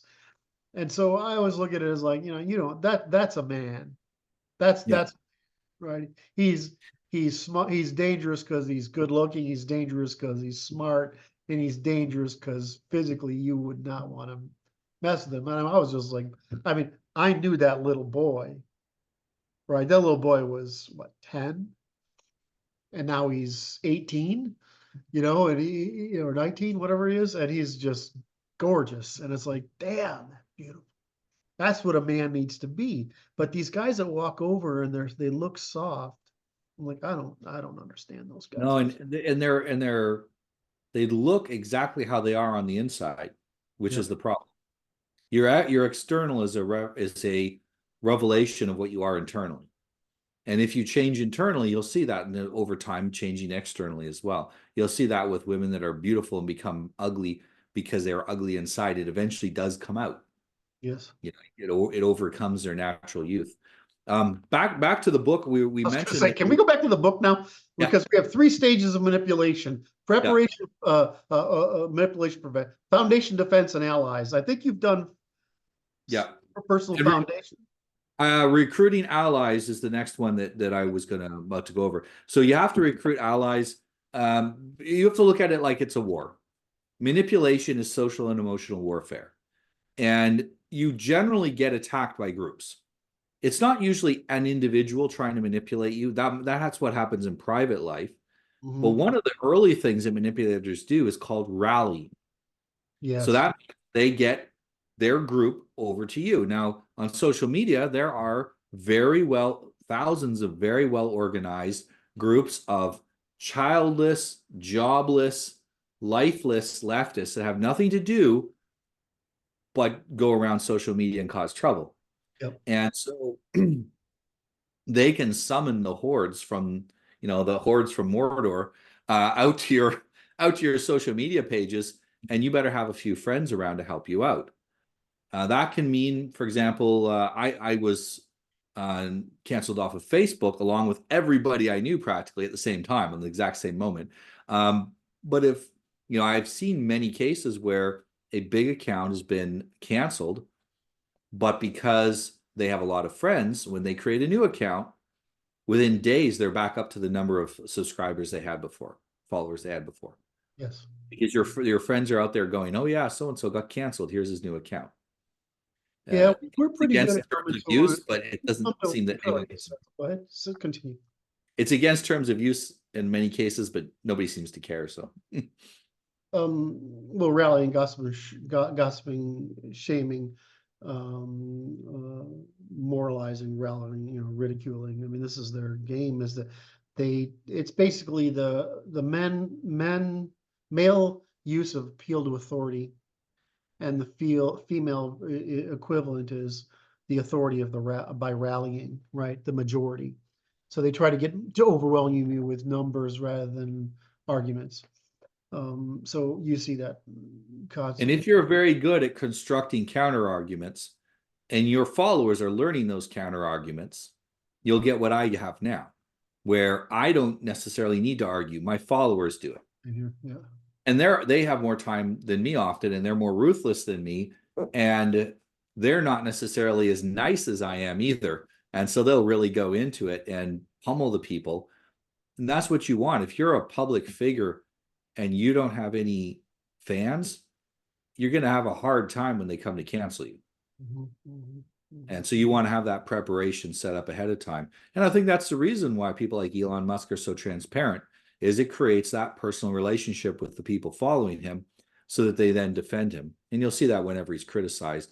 I'm seeing more defense now of him than criticism. Of course. Yeah, he's a lot of defenders.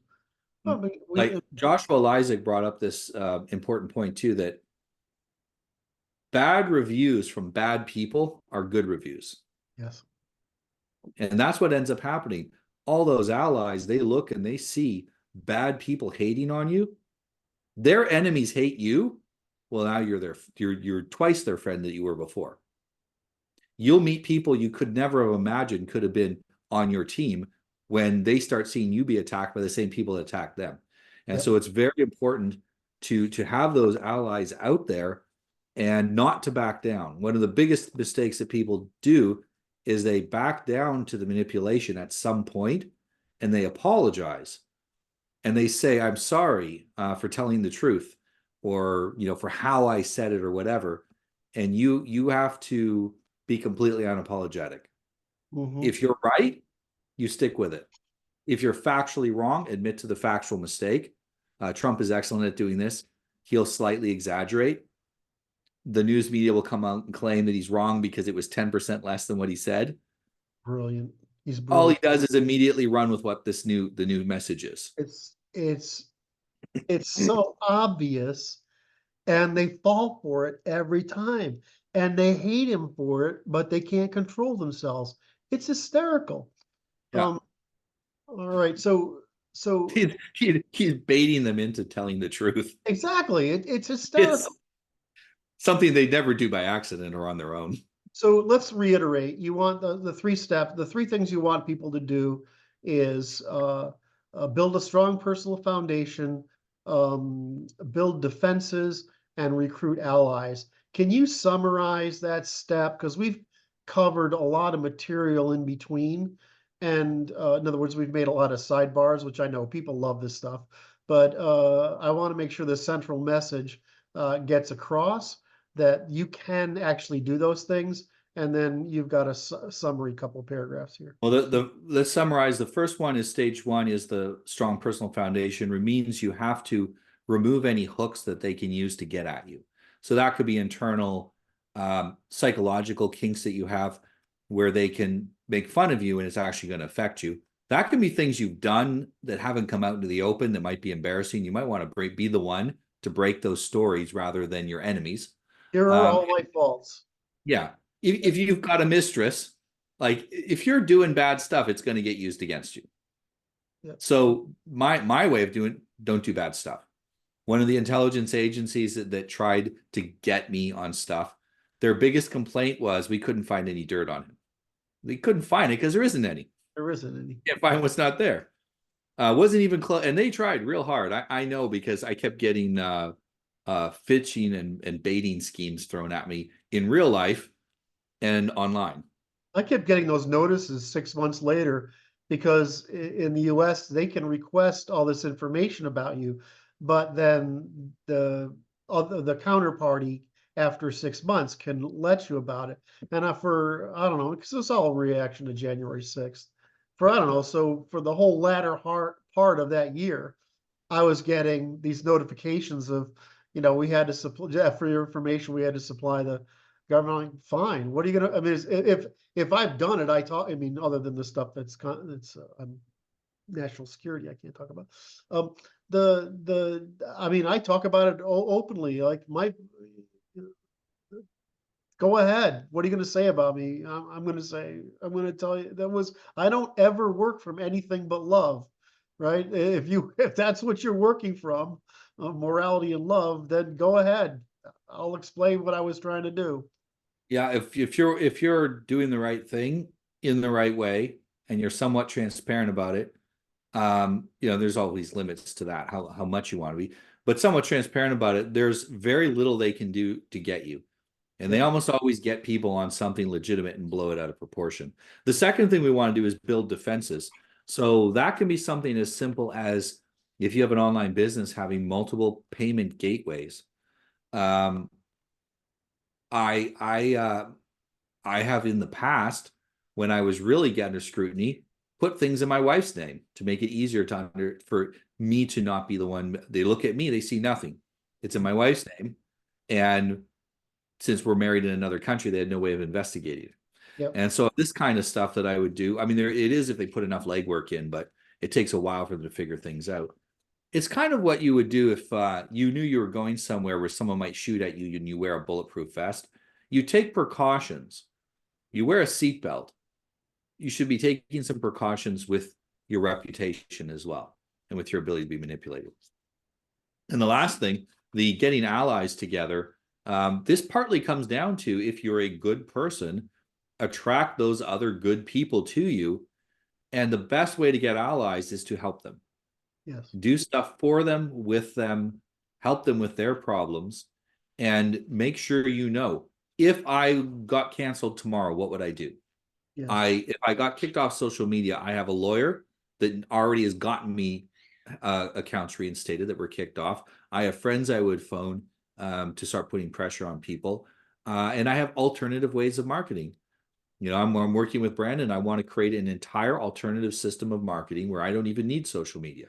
Not that I'll leave, but I won't need it. You want to back up? Yep. Yeah, I want to have a backup, and we should have a backup and a backup to our backup. I mean, if you're Elon Musk, you buy Twitter. That's your backup. I Oh, you love can't his get my quote. account? I'm gonna buy Twitter. I love his quote. I didn't pay $44 million for Twitter. I paid $44 billion to restore free speech. And I thought Yeah. that was like, okay, well, that's cheap. That's dirt cheap. Well, and what's interesting is, well, he may have some strictly righteous reasons for doing it. It was very pragmatic. We'll never get to Mars. I want to get to Mars. We're never going to get to Mars if we can't speak the truth in public. Yep. It was very pragmatic, and that's part of the defense is even before is we have to have a mission. If you don't have a mission, you're easily sidetracked and off track and put off of what you're doing and scared off. I Yeah. was raised in such a way that you have to pick your mission Yes. and you have to accomplish it or die trying. Yep. Because if someone can push you off your mission, if someone can blackmail you, that means you're not a free person. And it's not worth living at that point. So you either do it right and succeed, or you fail. And so there was no, I'm just going to give up because someone's putting pressure on me. That wasn't an option. Mm-hmm. I mean, I said this before, I made a deal with God, or promise to God. I don't make a deal with God, but a promise to God when I was 11 or 12, sitting in church. And that just became my life's mission. Right now, I realize that that's not something all 11-year-olds and 12-year-olds are prepared for, but I mean, but you've got to find that mission for you. I think the biggest problem people make is they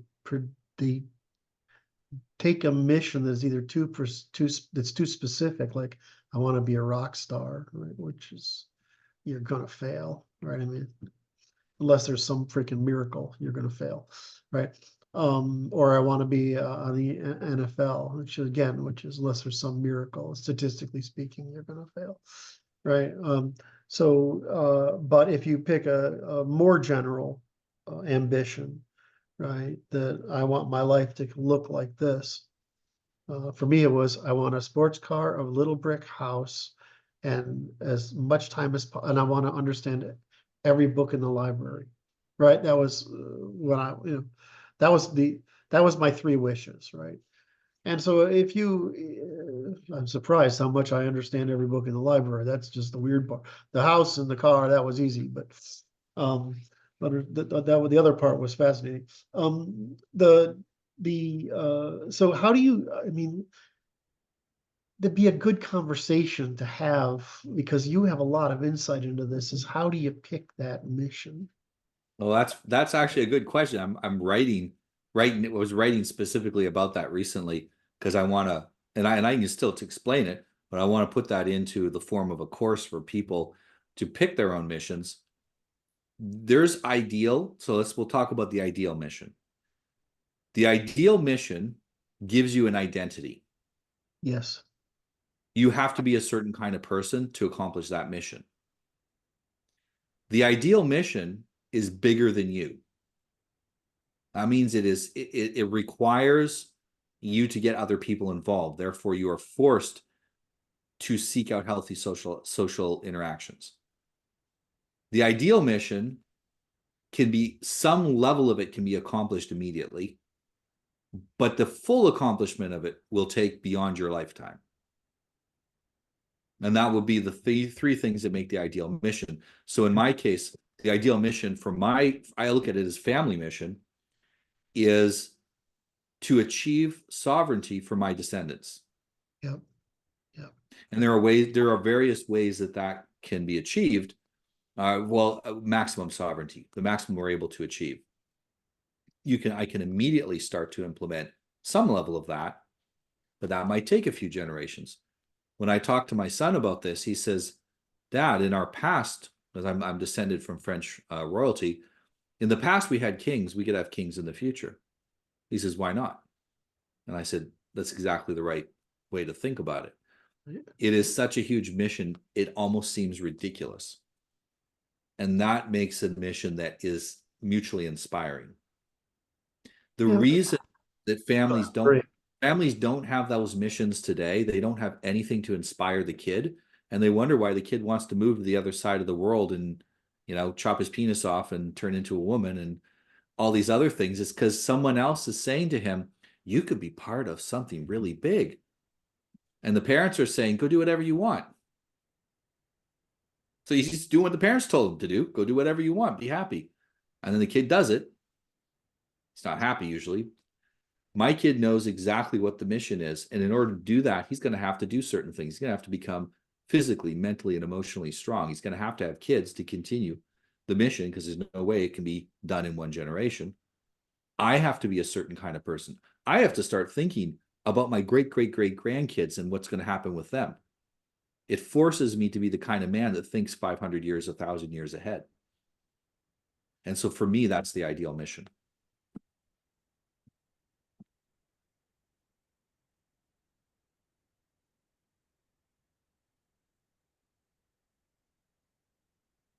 I left Kurt speechless. This is amazing. Well, I mean, you just opened up how can, you're developing a course on this, but I'm not sure why that isn't curriculum, like universal curriculum.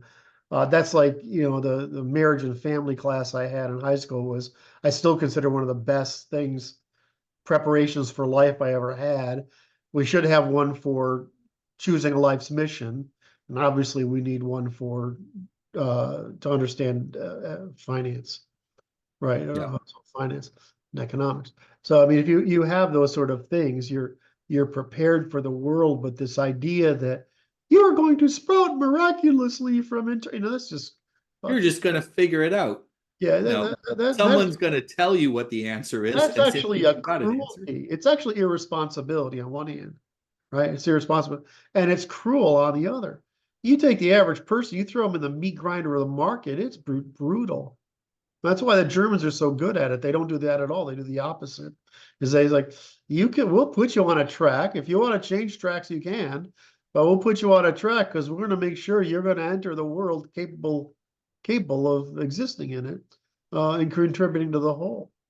All right, so you summarize from preparation to victory, and if I remember correctly, you're trying to get to something like persuasion. So Yeah, what you want to be able to do in order to do any of these things is you have to work in the realm of persuasion. And persuasion is when you're offering a trade.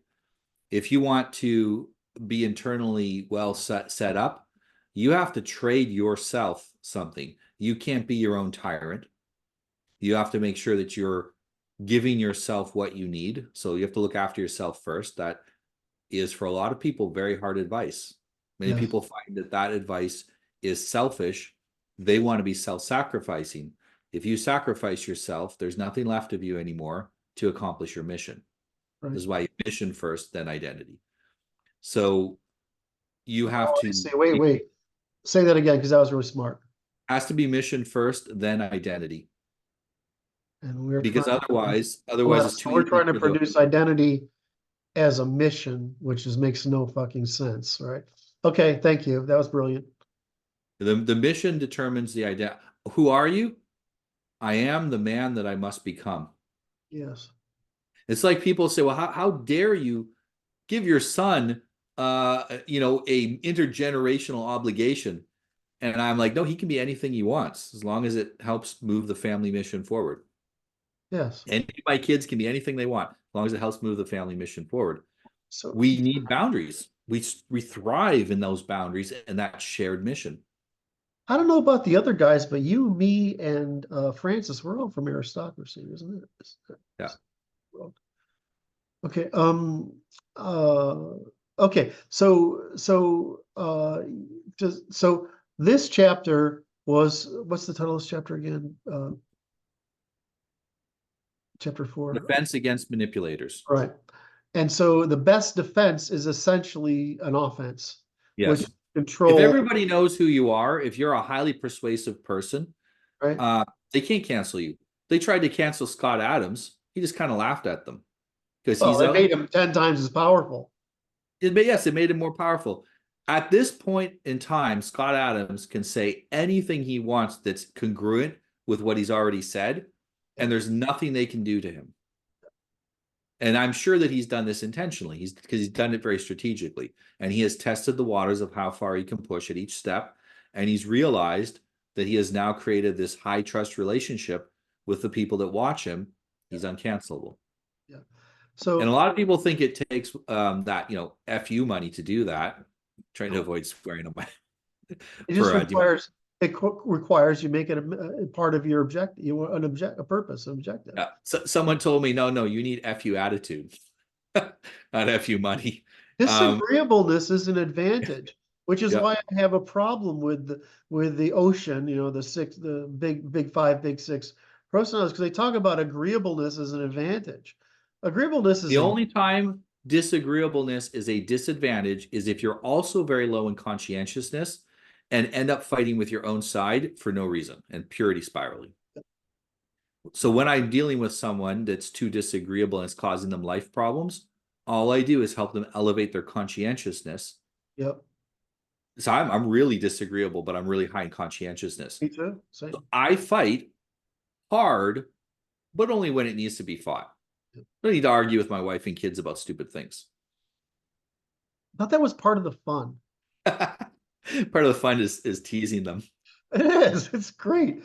My wife Laura is is a very she's tends, I don't want to call it gullible, but she's tends to try to find agreement with you, right? I mean, that's what she tends to do.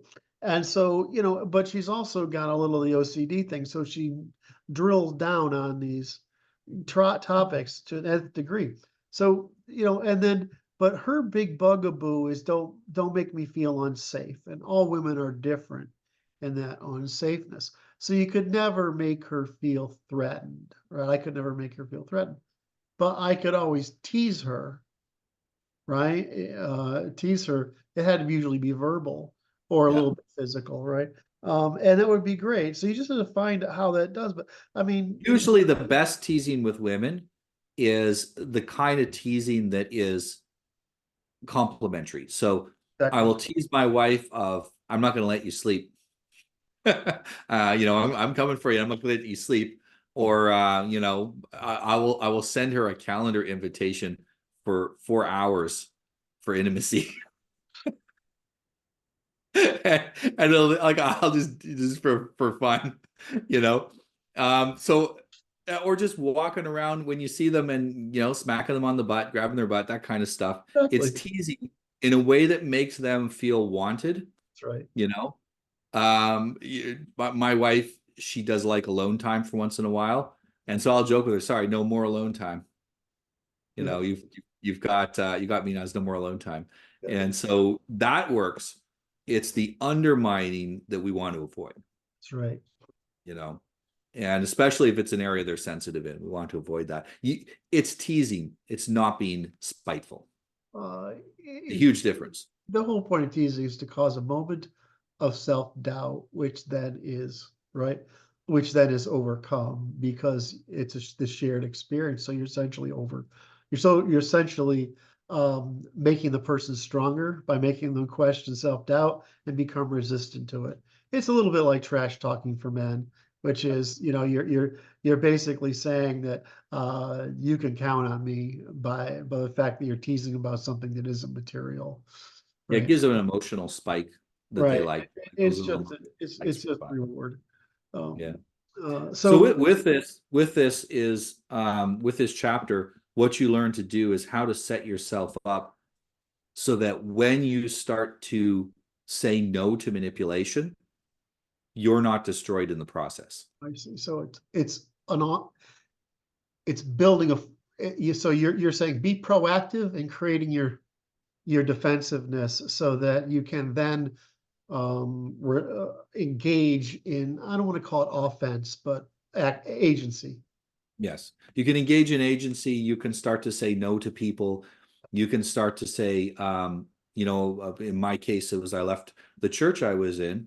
And when I realized that that church was not compatible with reality and I couldn't be there, I couldn't share in a lie, Yep. I had to leave. What did I do? I don't just go today, because all my business contacts, everything I did was connected with that. What I Right. said is, I'm going to leave. I'm going to exit gracefully. I want to take my wife and kid with me. So I need to make sure everyone's on board. So I used persuasion. I created my defenses. I got rid of all of my own personal weaknesses that were holding me back. And I came to the point where I could do it. And I separated, and it didn't cause me any problems. I don't want people to go out there and just try to blast the world with their truth type thing. They need to set themselves in a position where they're strong enough to say no without it destroying them. And this way, they're able to say no, not just once, they're able to stick with it. You say again, to reduce it, take responsibility for the incremental achievement of your goals, Yeah. right? Which you must manage. I think the central issue that I keep hearing with you and other thinkers, because of course I reduce everything first principles. So what's causing all this is that people think you can be done, right? You're never done, right? If we elect Trump, everything will be good and we'll live in paradise. Yes, there's no done. Don't think about it as done. Think about it as you can either be in control of your life by developing a mission and identity to support it and the tactics to bring it about, right? Strategy tactics to bring it about. And to understand that if, like as you said, if the mission is ideal, it should be beyond your lifespan, right? It should be intergenerational. At least some aspect of it should be intergenerational. And if you do that, you are never done, all right? And you will, at some point, get over the feeling of even wanting to be done. Yeah. My view of the feeling of wanting to be done is that you are insufficiently prepared, if not alienated from the world, such that you feel you lack the agency to improve your life. And so what you want to do is find a safe place to hide. Is that about right? Yes. Yes. And that leads to, for example, emphasis, and Christians will emphasize going to heaven, or they will emphasize a paradise on earth, or whatever happens to be their particular Christian denomination. And they do that because that's a place where they can stop taking responsibility finally. Yes. They want to escape the responsibility, but they don't want to do that in a way that they feel is immoral. And so they think there's I've discharged all my responsibility. And the reality is you haven't discharged your responsibility until you're dead. That's You will correct. have something you're responsible for until the moment you die. At very least, you'll be responsible for dying with dignity. Right. God, that's just so good. There's something to be said here about which I'm a little worried about. Something pops up that I would like us to talk, at least briefly address, which is that there's one thing about developing yourself and your mission, another about being free of manipulation so that you express your agency in pursuit of that mission, right? The third piece is finding others to share that mission, which you produced as recruiting allies. But I think the next step is something like building or getting on a team, because I'm going to be in charge. This is the story of my life. I will be in charge in 6 months, no matter what it is, right? It will just happen. I don't have to do anything except be me, right? But that's not true of everyone. It's like that argument I made. There's the young guy learning the craft. There's the older guy teaching the craft. There's the next older guy administrating the project, and another guy financing it, right? I mean, you have this hierarchy, and when you join that team, the path to victory is not only available to you, not only comprehensible to you, but it's actionable. And so Yes. I know it's not per se it's not stated in your third point there, which is recruiting Alex is third, right? Mhm. Is that, can you talk about, because I know you have other elsewhere, this whole notion of, yeah, it's one thing to get yourself stable, it's another to develop friends, and it's quite another to build or join a team. And can Yeah. you talk about that a little bit? I mean, if I'm putting you on the So spot, I'm sorry. no, that's great. This is a great. I love this topic. So for us, we're first function people. First function people are the only group that's able to exist outside of society for some time. Think of it as Merlin when he would go off and leave Arthur for a while, and he was able to exist on his own. The reason is we're more self-sufficient than others, so we're able to also survive transition between teams very easily. Yep. Most people can't do that. Most people are not able to exist on their own. There's this joke that a woman on her own ceases to exist, Yes. and she's not no one else in the room. She ceases to exist, and it's not just women. Most people are like that. If they're not part of a social group, they do not exist because their mind just it's like a single cell of our mind isn't our mind. Our mind is the group of cells. Right, right, For right. most people, them alone is not a life. A life requires them to be part of something greater than them. And this entire idea of it's promoted as Western individualism. It's not Western, and the philosophers who promoted it weren't Western. At least they weren't European descended. It was promoted mostly by Jewish philosophers, this extreme individualism. We're not like that. We value the individual, but we value him for his contribution to the group. If you look at heroes, we value the hero's action. They're almost always in pursuit of what's good for the greater good. It's the fact that he voluntarily did it that's different between us and other cultures, where the hero is obligated to do it. Our heroes choose to do it. But for most people, we must have that social group. And not only must we be a part of it, we must contribute to it to feel secure. We must know, like my son, he's 10 years old. How do I make money for the family? What can I do in the house to contribute? How can I be useful? Every child wants to be useful. That's right. They recognize that. And we grow up in our family, we're part of a group. We go to college, we go to university, we're probably in groups there. Then we get out. And aside from work, most people are never in a group in the rest of their life. Right. They might go to church with people, but is it really a community? Yep. And this is what we've been working on with the Natural Law Institute, is creating local work groups. And it's very instructive that we call them work groups. It's I always say it's the most Germanic part of the entire thing we're doing. Yeah, it really is true. But it is through not mutual suffering, it's through mutual accomplishment that men bond. There might be some suffering in there, it can make the accomplishment more sweet, but it's through that mutual accomplishment of goals together that we learn who we can trust, that we learn that we are secure and safe because we have other men we can rely on. One of the first questions I ask new male clients is, how many friends do you like? Tell me about your best friends. And the second question is, are they close enough that if society broke down and someone was breaking into your house, you could call your friend and he'd come help you out? I Yes. said, if not, this is why you're so anxious. You do not have a physical local support network. We're not made to be disconnected from everyone around us.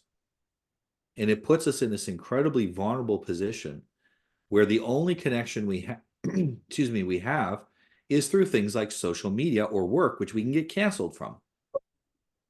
Sorry. And that makes us immune. That makes us very susceptible to manipulation.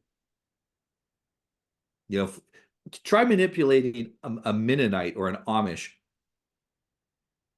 and you can't. Nothing we say matters to them. First of all, they won't hear it because they're not on social media. Second of all, anything we say, they don't care. Oh, you're in English, so they call us. Oh, you're in English. We don't care. I have had a internally, there can be manipulation within the community, but from outside, you can't. And every community needs some level of internal control. Now, it can be abusive too, but there needs to be some internal shaming for legitimately damn it. antisocial behavior. I don't, it's probably something to do with my healthcare. Sorry, I didn't shut it off beforehand. So I don't know. I met some Amish folk a couple of years ago in a shop. God damn it! This is potential spam. Let me just put it on. Let me put it on. You can always clip this out after. Well, there's a do not disturb function here. Hang up. Hang up. Thank you. And do not disturb. I'm sure what it is I have a biopsy on Thursday, and they're trying to call me and prep me for it. Anyway, okay, so okay, so what were you just covering? I'm trying to skip the need for us to be in a group, right? And then how you can't, if you're outside the group, you can't shame them. All right, can I talk about what? Can I talk about the one thing Marx was right about? What? It's alienation. Right, he was right about. I mean, it's like I can find something nice to say about the French. I mean, I'm half French, right? But that's part of the joke, right? So are you, right? I mean, Yeah. Right. So, but or something bad to say about The best thing about the French is they're technically actually German. They're actually. So just if you could pick on the French Academy, it's like I just love it. I mean, just they could come up with a bad ideal, they will do it. Anyway, the thing about Marx is his insight into alienation was correct, right? I mean that this modernity would bring about alienation, and others were correct that we needed a new form to compensate for alienation. And the problem was we created it through consumerism, right? And it turned out that that's a therapy. What do you call it? A prophylactic? Not. It's not a therapy. It's not a prophylactic, right? Or a cure. And so the result was that we've run out. And I said this back in the '90s, and I was surprised that only the guys in digital advertising understood this. Is that I said we're running out of the middle class narrative to sell, because once everybody's at a middle class level of consumption, I mean, what can you buy? What can you not buy today, even if you're poor? You have air conditioning, you have a refrigerator, right? You have a house, you probably have cable, for Christ's sake, right? How can you We're actually at a point now where I don't know if you've heard of this. Luxury goods manufacturers are having a hard time meeting demand. Yes. So we can't sell anybody to be in the middle class anymore. We're trying to bring in the entire bottom class from the rest of the world to do that too. But what we can do is we can sell them into luxury. Yes. But what we're saying to someone is you could get the satisfaction and connection you need by pressing the PayPal button on this website, when in reality, they could just go outside and talk to their neighbor for 5 minutes and get 10 times more value out of that. And it costs neither of you anything. And one of the advantages of living in Europe, where I live, is no one where I am, almost no one has a house. And if you do, you have a postage stamp size backyard, just enough room for your dog to pee, basically. Yep. And so everyone goes out of the house to the cafes and talks to each other. And we go to the park with our kids. Yeah, and we go to the park with our kids, and our kids play and the adults talk.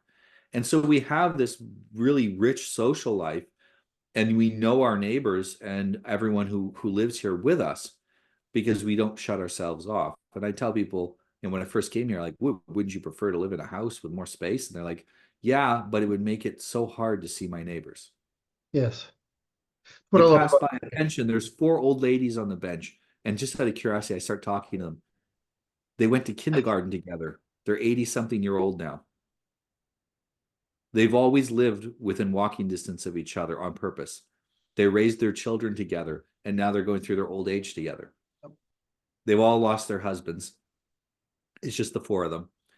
And the closeness there, it's like siblings. And our goal seems to be to move every 2 years to another side of the country, so we never have to make any deep connections with people. Terrible. I moved when I bought my first house in Washington. I bought a house next door to my best friend when it came up for honestly I didn't. It was a house, the design of which is my ideal, so it happened to be. But I mean, I bought it next to my best friend. Why?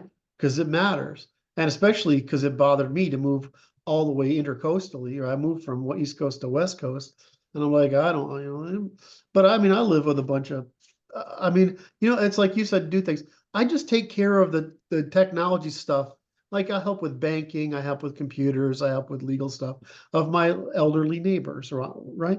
They try to pay me for it? I'm like, I won't let you. You can give me cookies, which is why I have fresh cookies over there on my counter, right? You can give me cookies, right? Because they won't let you do it without something, because that's how they were raised, right? But I'm like, I won't let you pay me, and I keep telling them I do it out of love.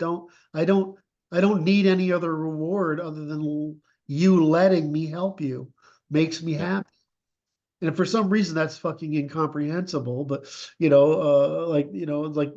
we're too Germanic or something, but that's not right. That's how we all want to. We would There was a small village here in Portugal, and there was a newspaper article about there was a couple of families having a hard time feeding themselves, and so their neighbors were making sure that they were fed. And then in the newspaper, the state people were saying they need to come here and come to the state food thing so that we can put them on a program and give them stuff, and they shouldn't be relying on their neighbors. And this place is in the middle of nowhere, and there's where they are. There is no state. There's no police there. There's nothing. It's really the middle of nowhere. It's the Portuguese. You forget your neighbors like doing that. Yes. Yeah. If you have it, it's not a problem, right? I mean, yeah, there are places that are the Portuguese equivalent of the what is it, where the hillbillies live? It's from Pennsylvania down the Appalachians. It's the Portuguese equivalent of the Appalachians. It's out in the mountains, and it's so remote. And there are huge advantages to not having a state cater to your every whim. You have to get along with your neighbors. You have to learn to have basic social skills. Yep. One of the worst things that ever happened is we stopped forcing people to rely on their children for their retirement and made them rely on the state instead. Yep.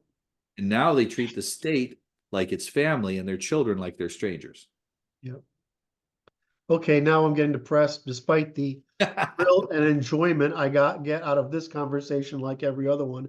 We've been at this a long time, so I figure we ought to wrap up. So in this, do you feel like I mean, we covered too much material in this conversation, which is a joy. But so do you feel like in chapter 4, right? You got across what you wanted to get across, which was absolutely. You need to be proactive in creating your own defense against manipulation. And the better you are at that, the more you can say no to manipulation, and the more manipulation free your life can be. Great. And so, all right. So what I'd like you to do now is, first, I want to thank you. Can you put your book up again and tell us where they can get it? You can buy this on Amazon and just search for my name or for the words "Become Immune to Manipulation." Yep. All right. And so which is what I did. All right. I bought it on Amazon. I bought it on digital form. And then you sent me one. I can't remember if you sent me a preview or not. It's been too long now. But I bought it on Amazon because I'm a supporter. But anyway. Got to give you a couple of hardcovers. Yeah, I think I owe you money for some book. You gave me some book I owe you money for still. I don't remember what it was. Oh, you don't owe me any money. Don't worry. Anyway, so I want to thank you for this. Next week is chapter what? Chapter 5. 5, which is what? Chapter 5 will be about persuasion versus manipulation. That's awesome. And once you have said no to manipulation, people still need to understand how to interact with you. And when you said no to being a manipulator, you need to understand how to get people to do what you want. because we need to cooperate with each other, or we don't have civilization. So how do you use persuasion instead of manipulation to do that? Awesome. All right. So please, if you sat with us, you probably already bought the book. If you sat with us this long, you'd have to have bought the book. You have to be encouraged to buy the book already. I'd encourage you to buy it and read it. Again, this is Kurt Doolittle and Noah Revoy from the Natural Institute. And thank you for this. Thank you, Noah, and thank you to the audience Thank you, for Greg. participating. Have a great day.